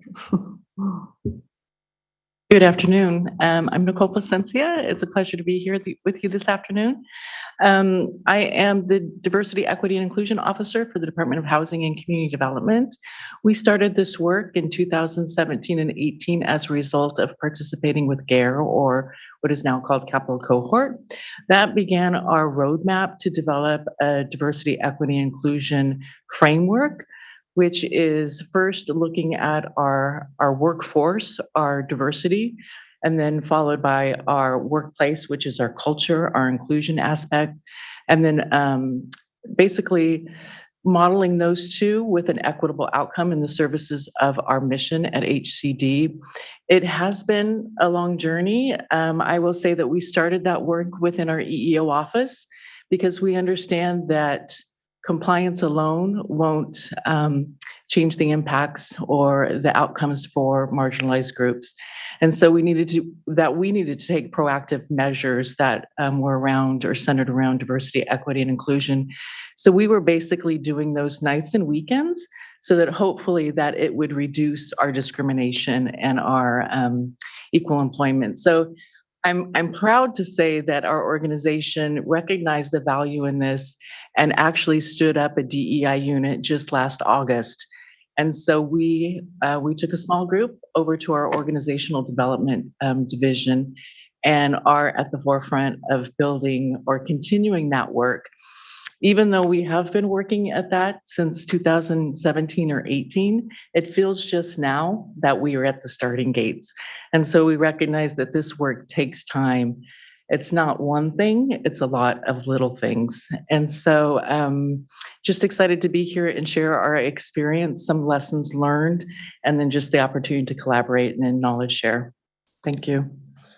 Yeah, thank you, panel. I think I'm going to just start us off with a hard-hitting question, which is, what, if in place, would help you all advance this work both faster and more effectively? I think it's really important to lift up successes, but also highlight the things that we need in place to replicate this work. I can jump into that. I will say moving this work forward, and what I've sort of heard today just in the discussions here is government typically doesn't do anything until they're legally required to do something, right? And it's unfortunate, but it's our reality, right? Many folks are here because they're legally required for a program. In a government setting, maybe we need more legislation or mandates around diversity, equity, inclusion, and not just a project here and there that will eventually go away, but long-lasting change that requires government to take a wholehearted look at this and be responsible. We are citizens. We are not only citizens, but we're public servants, and we should be serving all Californians. I can just build on that and just voice the importance of this longer term sustained effort. And I think because also the Farmer Equity Act was a legislation that created this position and is holding the agency accountable for ensuring that underserved farmers and ranchers are included. And I think even though we're at a point where there's a lot of momentum, it's taking the step to ensure that this is an agency-wide effort and that these concepts and these key pieces of addressing racial equity are actually embedded across all programs. And that takes time and it takes staff members that can be dedicated to this work. And so I think that that's a key challenge that a lot of the interagency groups that I participate in and others that spend a lot of their time that's not necessarily in their job descriptions to do this work is what's going to continue to be uplifted and prioritized, and making sure that we're able to really embed these principles and shift the culture to actually be prioritizing equity at the forefront of all of our programs and policies. I pushed the button firmly this time. I'm so proud of myself. I think when it comes to this work, we have to remember that a lot of this is on the ground, but to really further it, it takes more than the involvement or the commitment of leadership of any organization. It takes them stating the clear expectation that this work is going to be done in this agency by our staff, by every level of our staff, including our management. I think it takes the ability and the commitment to transparency. I would personally question any attempt at equity or diversity that does not have a transparent component to it. If we're doing this work, we should be open and proud that we're doing it. I think it's about creating spaces for voices, and I think that can be a challenge in the workplace. How do we do that? How do we create spaces for voices in our organizations to further the discussion, for differences of an opinion, and also a space for people to be vulnerable, to share their experiences so we can learn from that as an opportunity. I think it's providing resources, like Nicole has said, and it's many of these programs have started kind of on the weekend, after hours. We're doing it because we're dedicated. You're not paying us for it, but we're dedicated to it. But this is worth resources. This is worth staffing, training the people who are doing the work, and training the people who are employees and our managers. And then lastly, I think it's about incorporating another challenge sometimes can be incorporating this in every step, in duty statements and every conversation about programmatic work, making it a part of our everyday language. So it's not something we're giving special thought to, it's habit. It's just a part of what we do. So those are some of the things that I see can be challenges that would be helpful for us to be successful. And maybe I'll take the self-serving opportunity that I have the mic to really lift up the Racial Equity Resource Hub as this piece on transparency, right?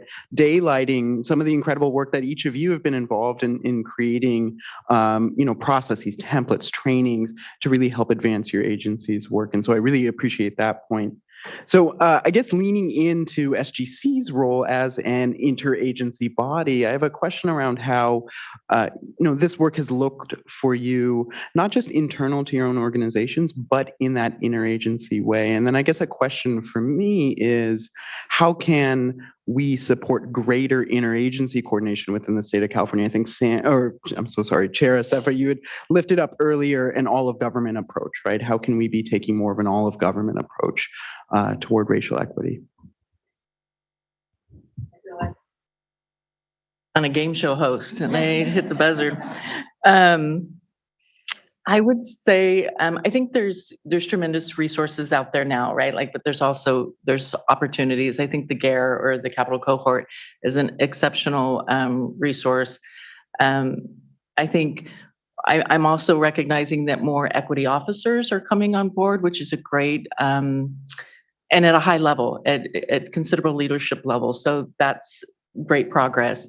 I also think that there's an opportunity within our control agencies. Like, again, I'm a public servant. I've got a long career of civil service, and sometimes we need the direction and the guidance from our control agencies, because a lot of times when we're moving this work forward, we're often combated with, where is it in regulation? Where is it in a policy? Where is it required? Because we have to either, with our limited resources, have to either deprioritize work to make this priority happen. And so often when we go to champion this work, we're faced with, do we have a legal obligation to do that? Or do we have the authority to do that? And so I think more collaboration and involvement with our control agencies would be a big benefit.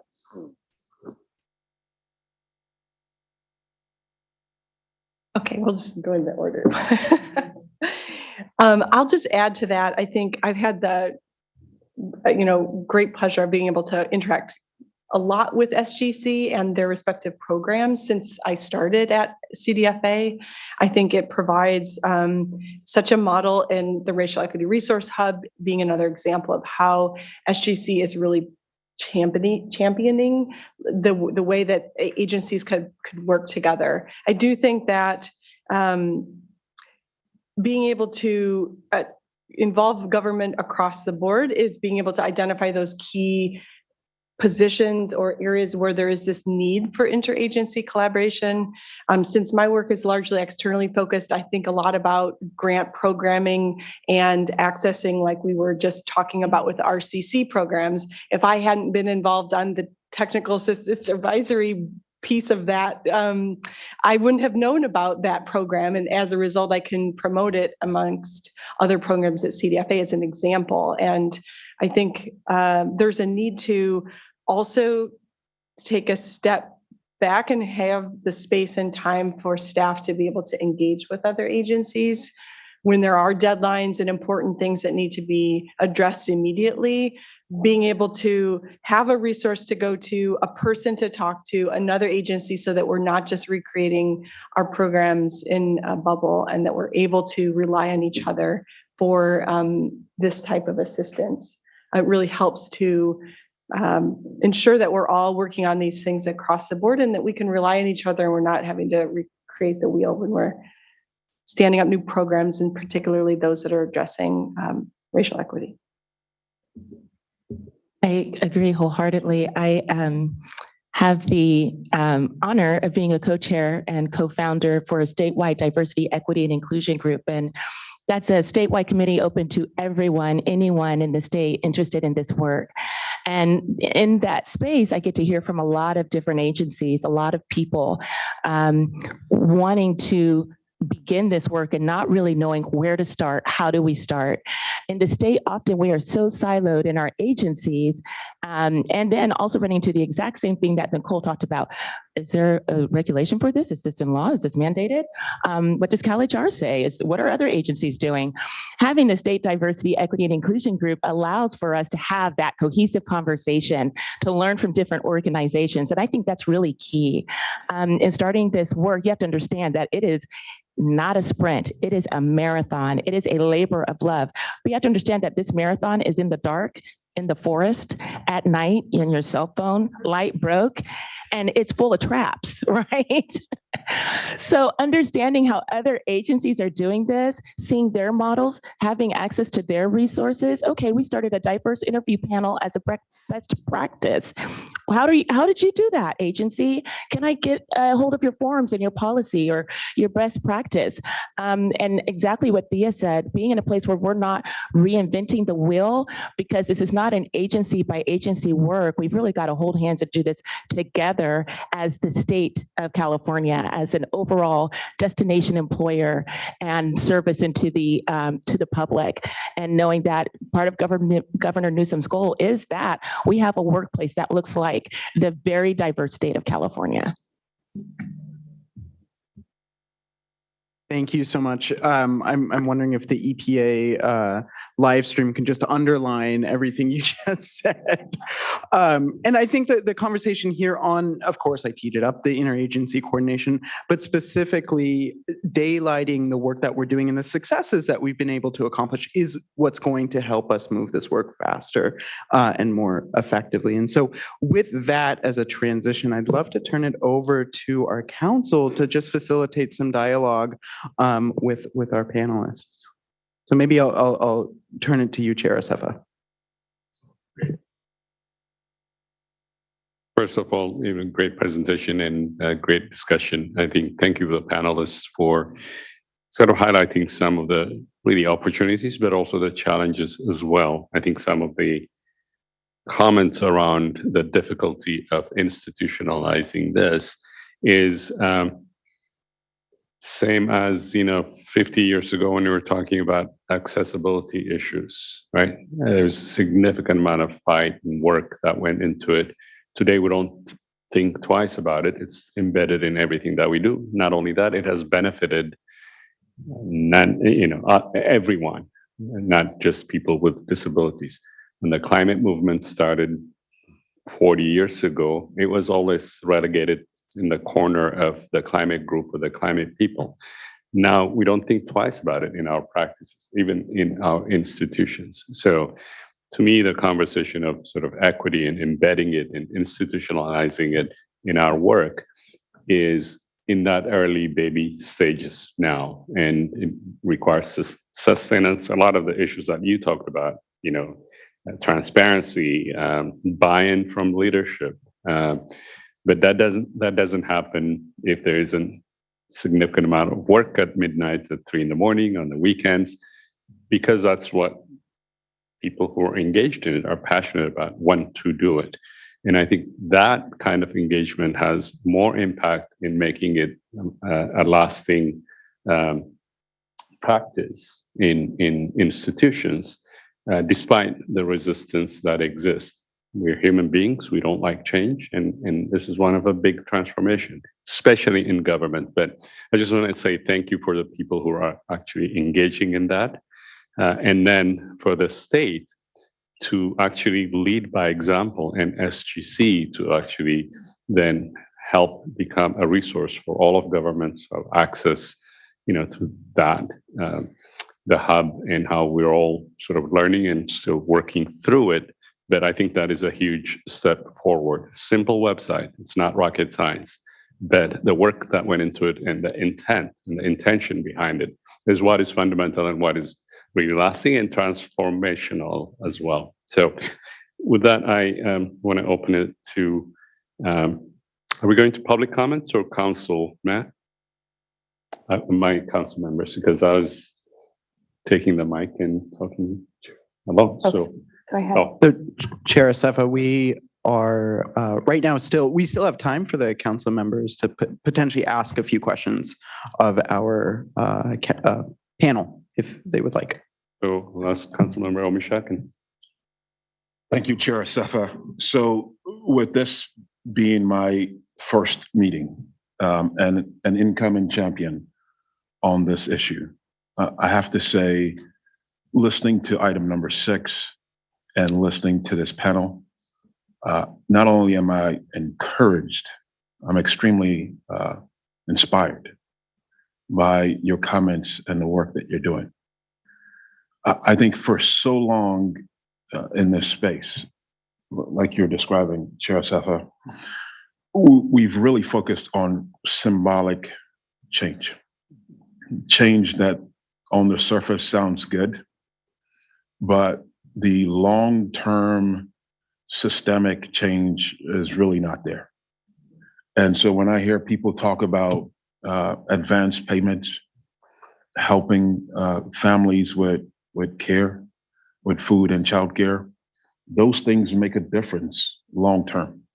Those are systemic changes. Carousel, I think is your name. You mentioned habits, and those habits that we're trying to create, they lead to a harvest, and those harvests they lead to culture change. And even though Nicole, even though we depend on laws being passed, bills being passed, sometimes as government to do our work, it's that culture change that is really sustained. Not necessarily when we as governmental bureaucrats, whenever we see a law that's passed, we say, oh Lord, here we go again. We now have to do this. What really leads to that sustained change is when we build it into who we are as a people, as a culture. So I'm inspired, I'm encouraged by your comments. If I had a couple of questions, one for staff and then for you, our panel, on the hub, how are we getting the word out more about it? Like, what is the tool that we're going to use to say, I mean, we have 100+ departments in the California state government. Everybody should know about, every single department should know about this hub through their director in some kind of way. And a question to the panel, if you could each each one of you point out what you would say sort of the biggest successes you've seen over the last year are from your work. And through the interagency efforts, where do you see that there are gaps? Like, where are things, what do we need to be doing as a council to say, we've identified where we see some holes, and this council, if you pushed in these particular areas, we could see some more success. So multiple questions for the panel and then one initial question for the staff. Thank you, Secretary, for your comments and your question. So today we are going to start our communications push on the Resource Hub. So we have teed up a number of social media pushes. We're going to do a series of videos with council champions. And then we will use the blog post that has been put up by HHS today as a way to drive kind of initial conversation. But we really will rely on you all for some help with keeping the traction going. Because what we don't want is for this to be a kind of a one and done deal. We want to have this continual flow of people using, accessing, contributing, and participating in the site. And I think that's one of the reasons why we see your leadership and your voices through the blog post as being such an important way for us to be able to do that. Where each month we're going to have new information, new content that we can then ask not only from our sides to push out through our channels, but then for agency secretaries to push out to departments to help use your name recognition and your leadership to be able to help us continue to have a steady drumbeat on the Resource Hub. The other thing we are planning to do is on about a quarterly basis, as we have new resources that are added, do a bit of a roll up so that we can say, hey, here's all the new stuff that's been put on the hub, and then have kind of a concerted push on a quarterly basis. But would love additional ideas or feedback on other institutional channels that we could use to your point, to make sure that as folks are coming into the state, as they're starting this journey, they know where to go from the beginning. Thank you. I don't know if you remember my question. Sure. Just successes.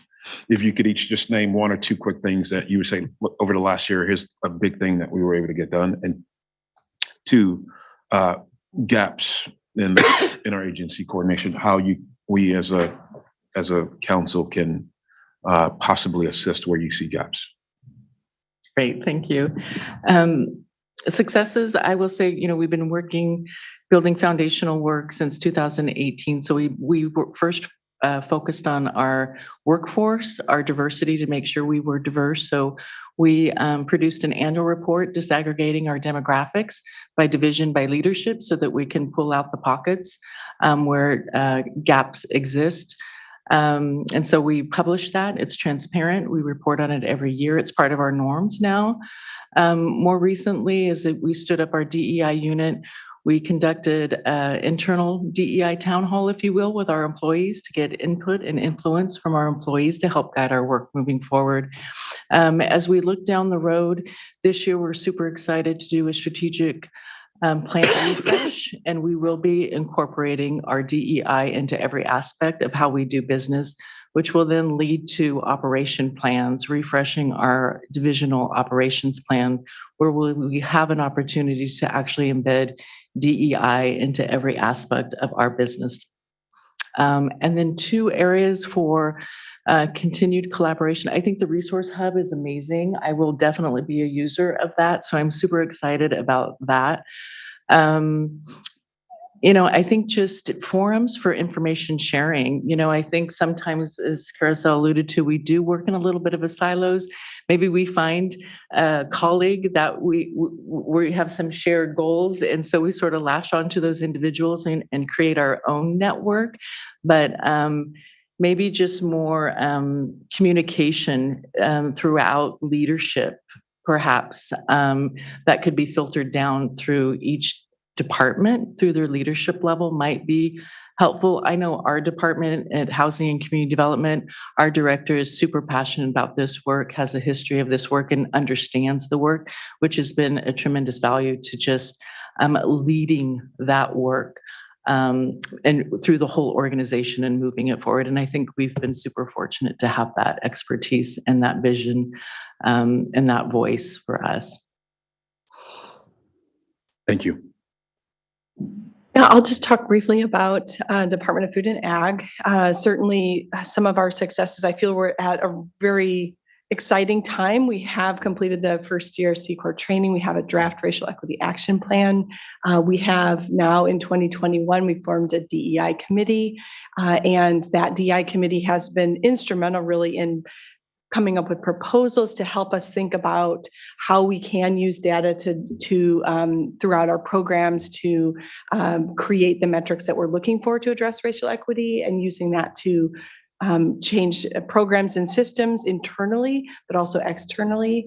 With the external facing and our work with the agricultural community, we have started to not only tailor programs, but create programs specifically focused on the most underserved groups of producers. And this, of course, has been really critical in a time of COVID, but also now drought.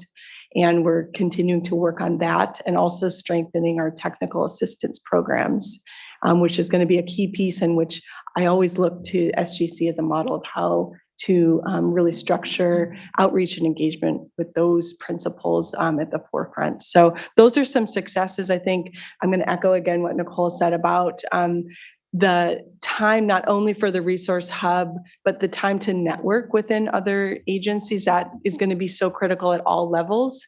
And being a supportive of BCPs that include positions for equity and that are addressing those larger systemic conversations that really need to still happen. And there's probably a lot of things, other things I could mention related to outward facing, but I think I'll stop there for time's sake. For successes at the California Energy Commission, initially when we started this work, a lot of our employees were skeptical. I had some employees say, okay, Carousel, I know you're EEO and I know you mean it, but I'm not really sure. Does the director mean it? Does the chair mean it? Does our leadership mean it? And that skepticism has been met and answered. Our leadership has been incredibly supportive. I can't think of one meeting that we've had, whether it was a huge idea in meeting, we call our idea, our diversity program idea, and that task force, all of the meetings are open to all employees. And so we have had our director or commissioners at every single meeting, even if it's at the small employee resource groups meetings, such as our Black and Allied employees did a Black History Month celebration, and that was open to everyone, and they made it very clear, this is not about us and you, this is about all of us, this is American history, and we invite you all in, and we had commissioners at that meeting. So that has been wonderful. We've created spaces that have empowered our employees so they feel safe to come forward and say, I think we need to do this, and that's important. As far as outward facing, we have been using the Integrated Energy Policy Report to set up an equity and justice framework. So that's been exciting. And then we also have an equity and environmental justice roundtable where our chair and the commissioners talk directly with community organizations and leaders and have robust, intimate conversations around this work. Some gaps that I'm seeing statewide, just in my work as the statewide diversity, equity, and inclusion co-chair, training, and training resources. Who can come in and provide training on implicit bias? What are microaggressions? How does that look? And who can come in and provide that training in my agency? You know, who are the vendors and the consultants that can help us do this work? Where can we get resources for staffing? That's a statewide gap that I see. And then also creating pipelines within our agencies, career pipelines, because when we talk about a workforce that is fully representative of the most diverse state in the union, we're talking about leadership too. We're talking about executive leadership. But if we're going to get executive leadership that's truly representative of the state, then that means creating a career pipeline early on down, even at the recruitment level. And then lastly, I would say one gap is a shared language, especially when we're talking about programmatic work, looking outward. How do we respectfully refer to communities in the way they want to be referred to? How do we do that? And then are consistent about that in all of our documentation and policy and outward facing work. Great. Anyone else would like to comment? Secretary Ross. First, to follow our very eloquent transportation secretary makes me feel very small. And he is taller than I am. But I really appreciated you kicking it off with the questions that you did. I really do. Whenever we have these discussions, I leave so fired up, but so inspired and so humble that we actually have this opportunity to do this and to do it with people like you who are so dedicated and so passionate. Thea the other day just asked what my long-term vision was. And it's like that someday we don't have to be so intentional about it. It's just the way we do business. That is cultural change. That is hard. That does require investment.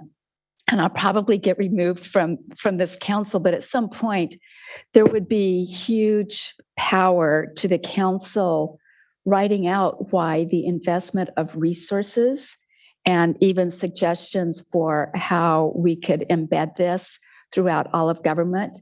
I guess I won't start with the Department of Finance, but we know that that's where it needs to end.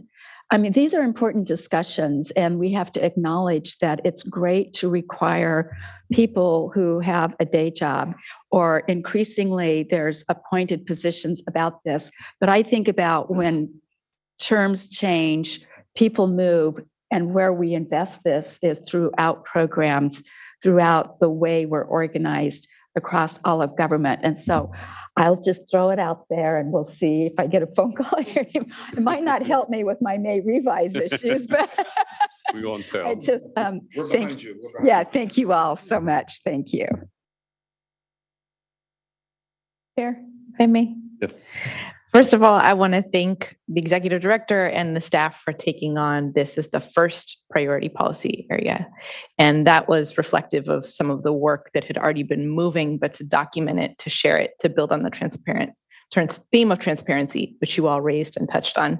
Thank you at the SGC level for that.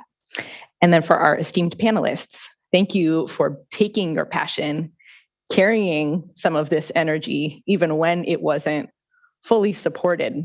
I look forward to a day when we're taking this beyond passion projects and let the hub be kind of that foothold for people to step into the work. So thank you for bringing more of your labor to us today and sharing your time and insights with us. And I was formerly at the Department of Housing and Community Development. So I should just disclose that I've seen Nicole in action. So this is a little bit of a leading question, but I want to focus a little bit more and would be interested in your thoughts on that internal work. And at least within housing, we are focused on some pretty serious and systemic patterns of policies and programs which have worked to exclude people from opportunities. That is the history that we are facing. That's what felt like a great honor to be at HCD and be able to talk about candidly. And to get to do that at the state was surprising, but wonderful. And so we've had hard conversations about that. It's maybe not what folks thought they would be doing at the state, was to acknowledge some of that history. And so I wonder if any of you could offer some reflections on some of the key competencies that you would suggest. How do we build space for people to have uncomfortable conversations, kind of building on the Secretary's comments about those lessons learned? How do you navigate those opportunities to discuss things that may be tense at the start, but that really need to happen? What would you suggest to us? Thank you for such a great question. When we started this work in 2018, we led with discussions about race and normalizing discussions about race, particularly in housing and the nexus between redlining and segregation that we still see today.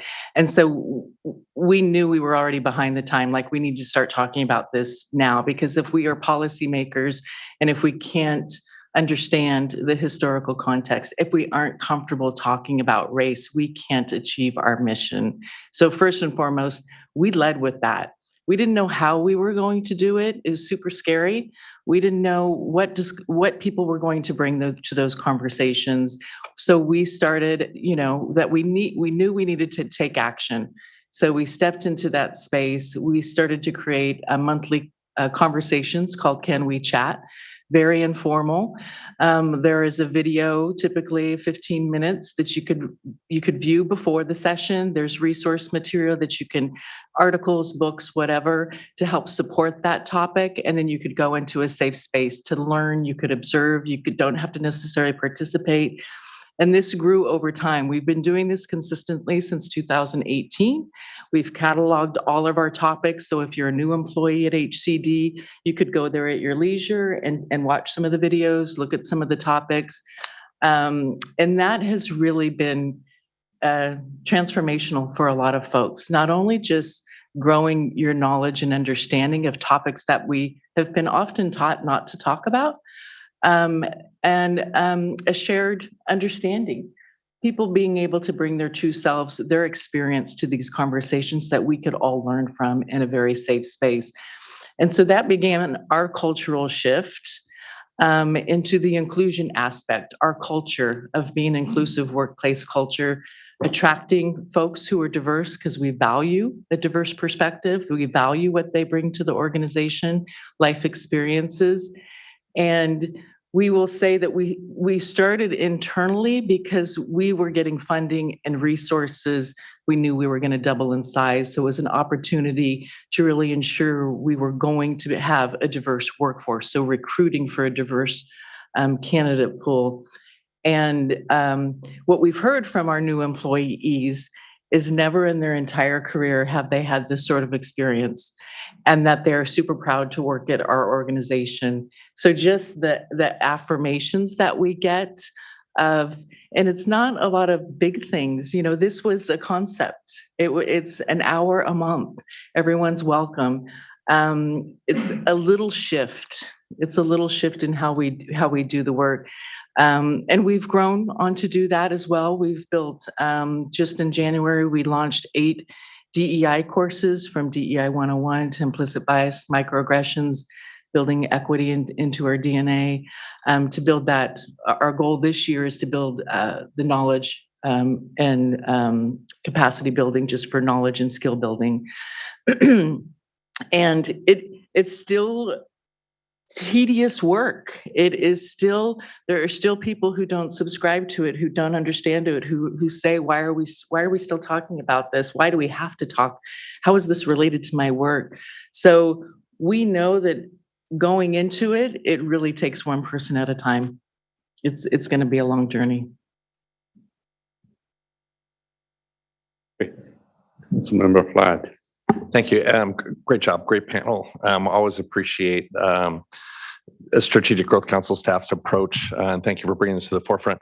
I tend to represent cities. I've always served at the local level and served as the city managers, 482 cities in California, and at a minimum they have 2 meetings a month, so that's 1,000 meetings a month. I would love to have just one of those be focused like this across the state, but I see a gap between the efforts here at the state level and disappointingly so at the local level. And because of my time here serving, I've become aware of GARE, so the city I work for joined GARE and all that's great. Then I tell 2 friends and so on, but it seemed like there are probably better and more strategic ways to engage the local level. And I've always thought that Strategic Growth Council is where state silos come to die. And I see that here on a daily basis. You're going to love it. It'll blow your mind away. But there's still that silo from the state level governance to local municipal governance. And most people live in cities. All cities are governed by city councils. And I just don't see the focus and the level of effort that the state is putting towards this at the local level. So long way of saying is as a question, do you have any strategies, or are you already deploying strategies to get the local level more engaged in this effort?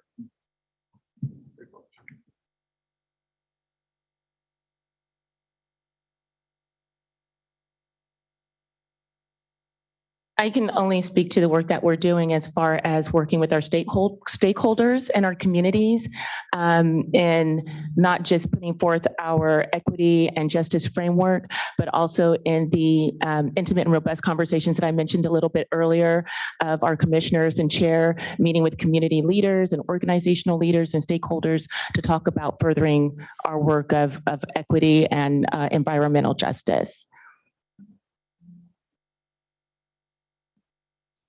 I'll just add to that in terms of our engagement with stakeholder groups primarily, and how we're being inclusive of the work that we're doing with C-Corps and GARE, as well as, the actual programmatic discussions. And so in our outreach and engagement, how we're actually including that and talking about our progress. And I think when we have our publicly available plan, that will also add to that awareness of what we're doing. And Councilmember Flatt, if I may, I think we often are handed either a carrot or a stick in state government, and we can't use a stick to get local jurisdictions and communities on board with this. As our panel was talking about, this is slow individual conversations and culture change, but carrots help, right? And I think our grant programs send messages around the kinds of actions and process, not just outcome, that we want to see in community. And so SGC at least has taken the step to integrate our racial equity vision statement into all of our grant programs. And then through some of those grant programs, and what we're asking our grantees to respond with, again, both the process and outcome. It's how we treat folks in these processes, in these regional planning efforts. It's about making sure that equity is embedded there. And I think our grant programs, as well as our policy guidance and technical assistance, can really help move communities in that direction. And I don't want to leave it on a negative note, because I think the awareness piece has been very, very strong, and it is having a definite effect. And I really appreciate the transition to a resource piece now with the hub, and just looking forward as this is trending well. We just have so far to go, as you all know, and so I'm looking forward to the role that we can play at the local level of continuing the effort and the growth that we're experiencing at the state level. And if I may just jump in on this one as well, one of the things that I've been asking my team to really think about is, as we are developing out solutions that are working within the SGC programs, which have the benefit of falling under this council, getting this interagency focus, and thinking through the models of how do we do what we're doing, is to not sit on that information. It's to then think about how can we take the approaches that we're working on, such as the integration of racial equity, into our programs and demystify it, so that across this council, if we've done our math right, I think we have about 54 departments that are within this council here today. And that becomes a tremendous amount of programming that can all benefit from some of the strategies that are being piloted within the SGC programs. And so I think for my team, what we want to do is we want to make sure that we are creating the models, the frameworks, and the tools that then help export the solutions that we're seeing in some of these programs. So that, to your point, Councilmember Vlad, we are able to then transfer some of those strategies to the local implementers of the state programs. Yes. So, thank you, Mark Starr. I just wanted to follow on that a little bit, and at least in public health, we interact a lot with our local counterparts, and public health in California is really driven at the local level. And so I mentioned earlier that our local health departments would be excellent collaborators for the regional climate collaboratives, because they understand the communities and equity. And the same thing is really true for this. So we, at least, even though the focus right now with the resource hub and everything is about state agencies, I think those of us departments and agencies that have local counterparts and work closely with them have an opportunity to share that. And we have done quite a bit. Equity is, we always say equity is in public health's blood. We deal with disparities. We've been doing this for decades. I think what's really evolving is that we're recognizing that, just identifying racial disparities isn't enough, and just trying to tackle them through, say, a Black infant health program, which we've been doing for decades. We're still not, we're reducing infant mortality, for example, but we haven't really shrunken the gap between white and Black infant mortality, as an example. And we really have to now start targeting racism itself as the social determinant of health and underlying cause of health inequities. And so I think getting back to the question that, we continue to work with our local counterparts. We did this throughout the pandemic. We produced a lot of tools for addressing equity during the pandemic. We also leveraged some of our federal funding to pay for some of that work and target communities that were more heavily impacted. So I think there are ways for all of us to try and use our resources, whatever they may be, and our interactions to address improving recognition of the need for more racial equity at the local level. And for our part, all of that is going to help with health and better health outcomes as well.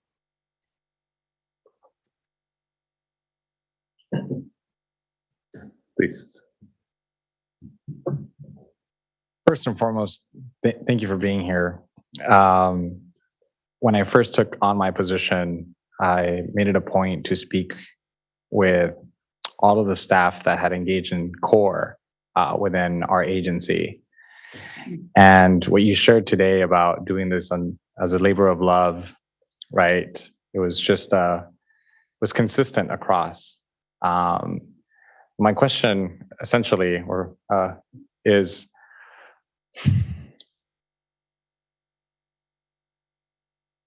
knowing all of this and knowing the challenges and what you heard today, that this is taking a long time, what motivates you to continue doing this work?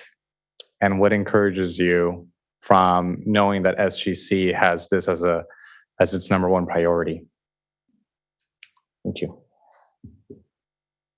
I think you asked that question to make me cry in public, and that is unkind. It is a labor of love. I'm a mom. I am a daughter of a civil rights leader and activist. I know I stand on the shoulders of greatness. And if it were not for those who came before me, I wouldn't be able to sit before you today. Who knows what position I would have been allowed to have. And I have that obligation to further that for my children and my hopefully long in the future grandchildren, because I am not ready right now, but for the future, but not just for my children, but for Thea's children and Nicole's children.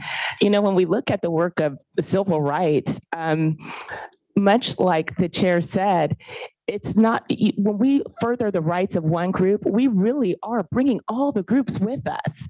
And it is so important that we recognize that we are changing culture.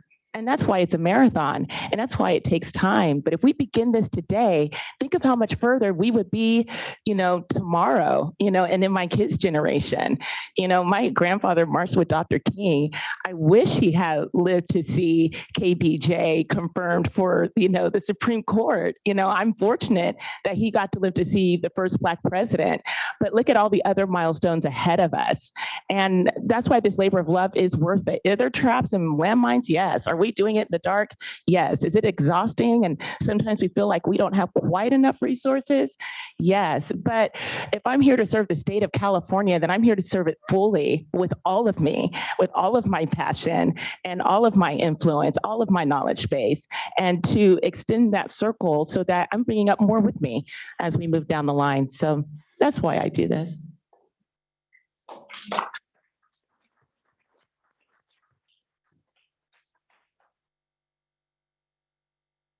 Just to add, I will say that it is hard, and particularly hard in government is not the most proactive, the most innovative. We're a little bit slow. Private sector's been doing this work for over 20 years. And so for something that can be done quickly in the private sector might take us 3 to 5 years. And that you think of your career, you're thinking at the end of my career, have I improved the outcomes for people?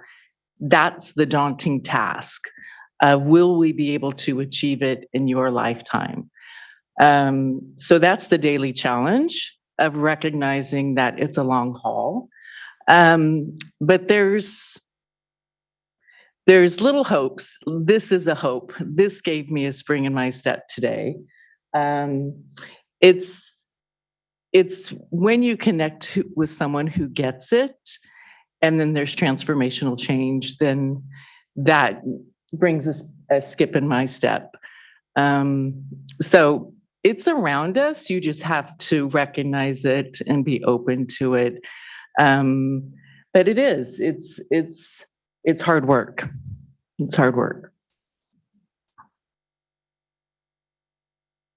I'll just add that's very hard to follow, Carousel, which is amazing. And I don't want you to cry either in public space. I think I'll just add that I'm most encouraged by all of the conversations of people that I work with that I have the opportunity to interact with and have hard conversations. And I'm motivated by their commitment and my responsibility to make sure that everyone is able to have these conversations and continue the work. And I see slow progress, but positive progress. And yeah, it's very great to be here today and have these conversations. And I just think about all the other people at CDFA and that I know would really be happy to know this conversation is happening because they're working a lot to make these small changes that collectively, cumulatively make a huge difference. So.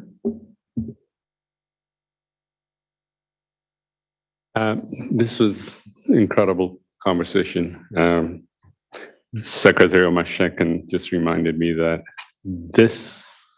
the value of what we just discussed could not have happened on Zoom. So it is great that we are having this discussion in person.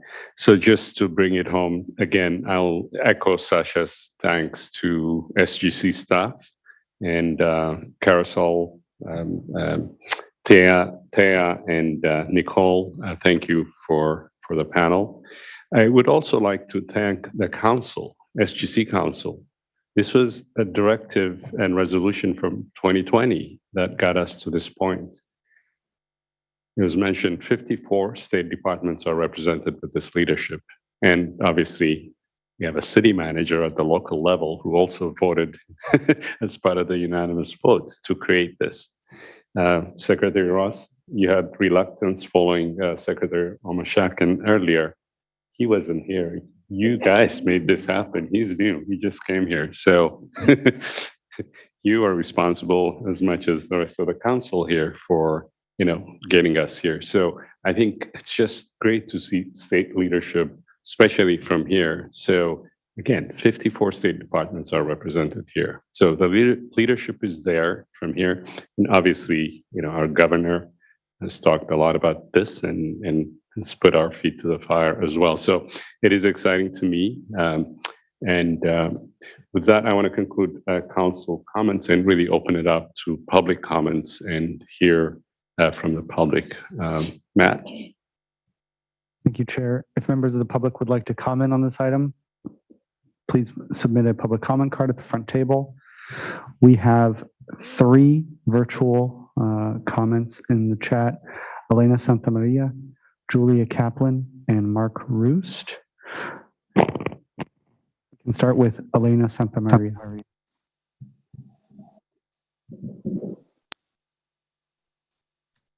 Hi there, can everyone hear me? We can hear you, go ahead. Fantastic. Good afternoon, Chair Sefa and members of the council. My name is Elena Santamaria and I'm a policy advisor at Next Gen Policy. First, want to thank SGC staff and the staff panel's insights about what it means to meaningfully move equity forward within government.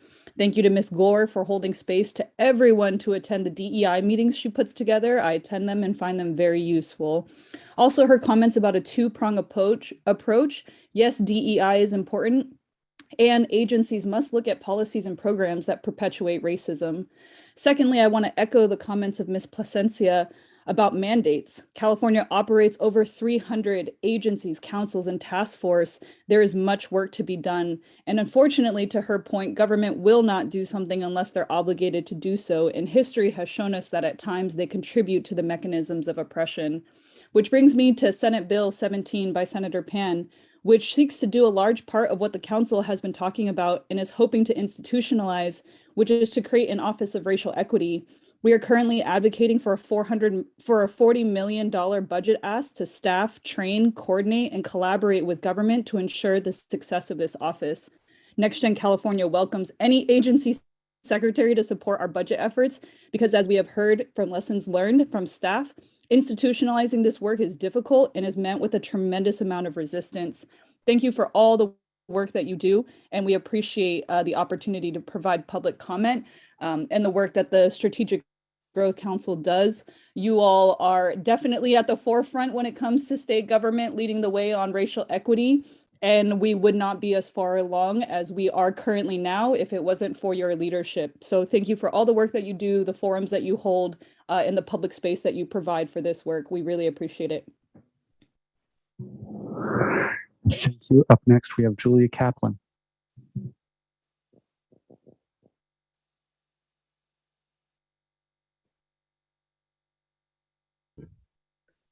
There we go. I think I'm unmuted now. I'm Julia Kaplan with the Public Health Institute, and I'm thrilled by the discussion today. And I know many of you, as you all know, our Public Health Institute team runs the Capital Collaborative on Race and Equity, and Strategic Growth Council's state sponsorship of this program is invaluable. We really couldn't do it without our partnership with you. SGC staff are playing a really key leadership role with the resource hub, the SGC racial equity resolution, the working group, and I'm grateful to all of you on the council and folks like Nicole Placencia, Carousel Gore, Thea Rittenhouse, so many people across state government. I wanted to make a few quick points. One of them is there was a question about local jurisdictions and work, and in fact, before we started this work in state government, there were already 35 jurisdictions in California, local cities and counties that were members of the Government Alliance on Race and Equity. So they have paved the path that we are now on as well. And I know there's more to do for all of us, but I wanted to give a shout out to them.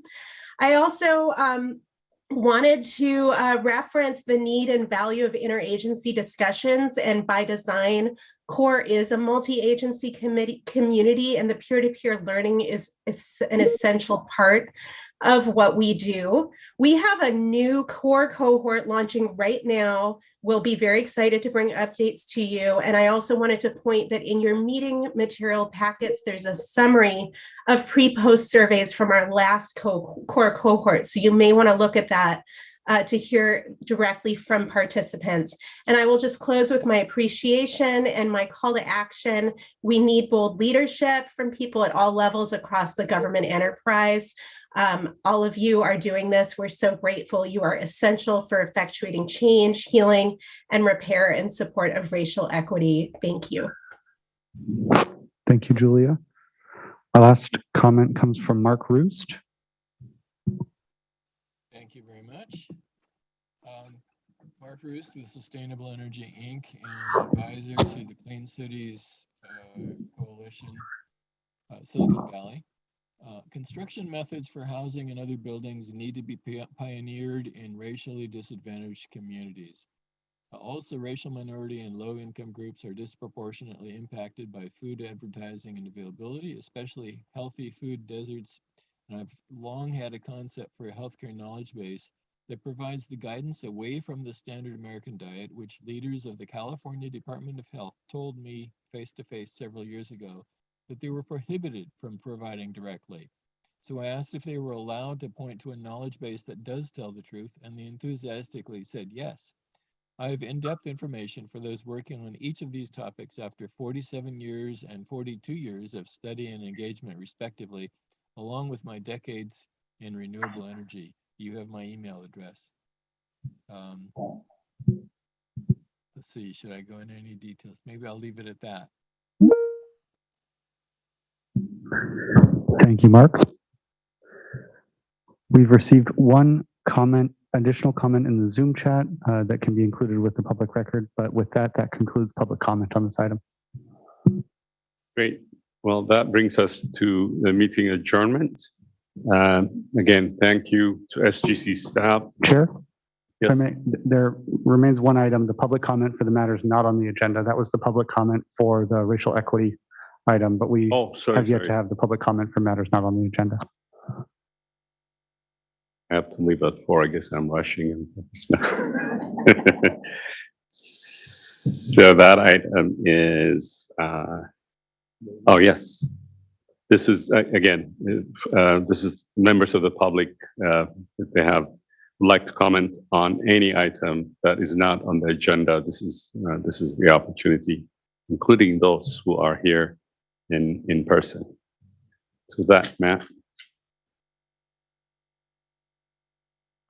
There are no public comments on matters not on the agenda, so thank you for abiding to the agenda, but that is it for this item. Great.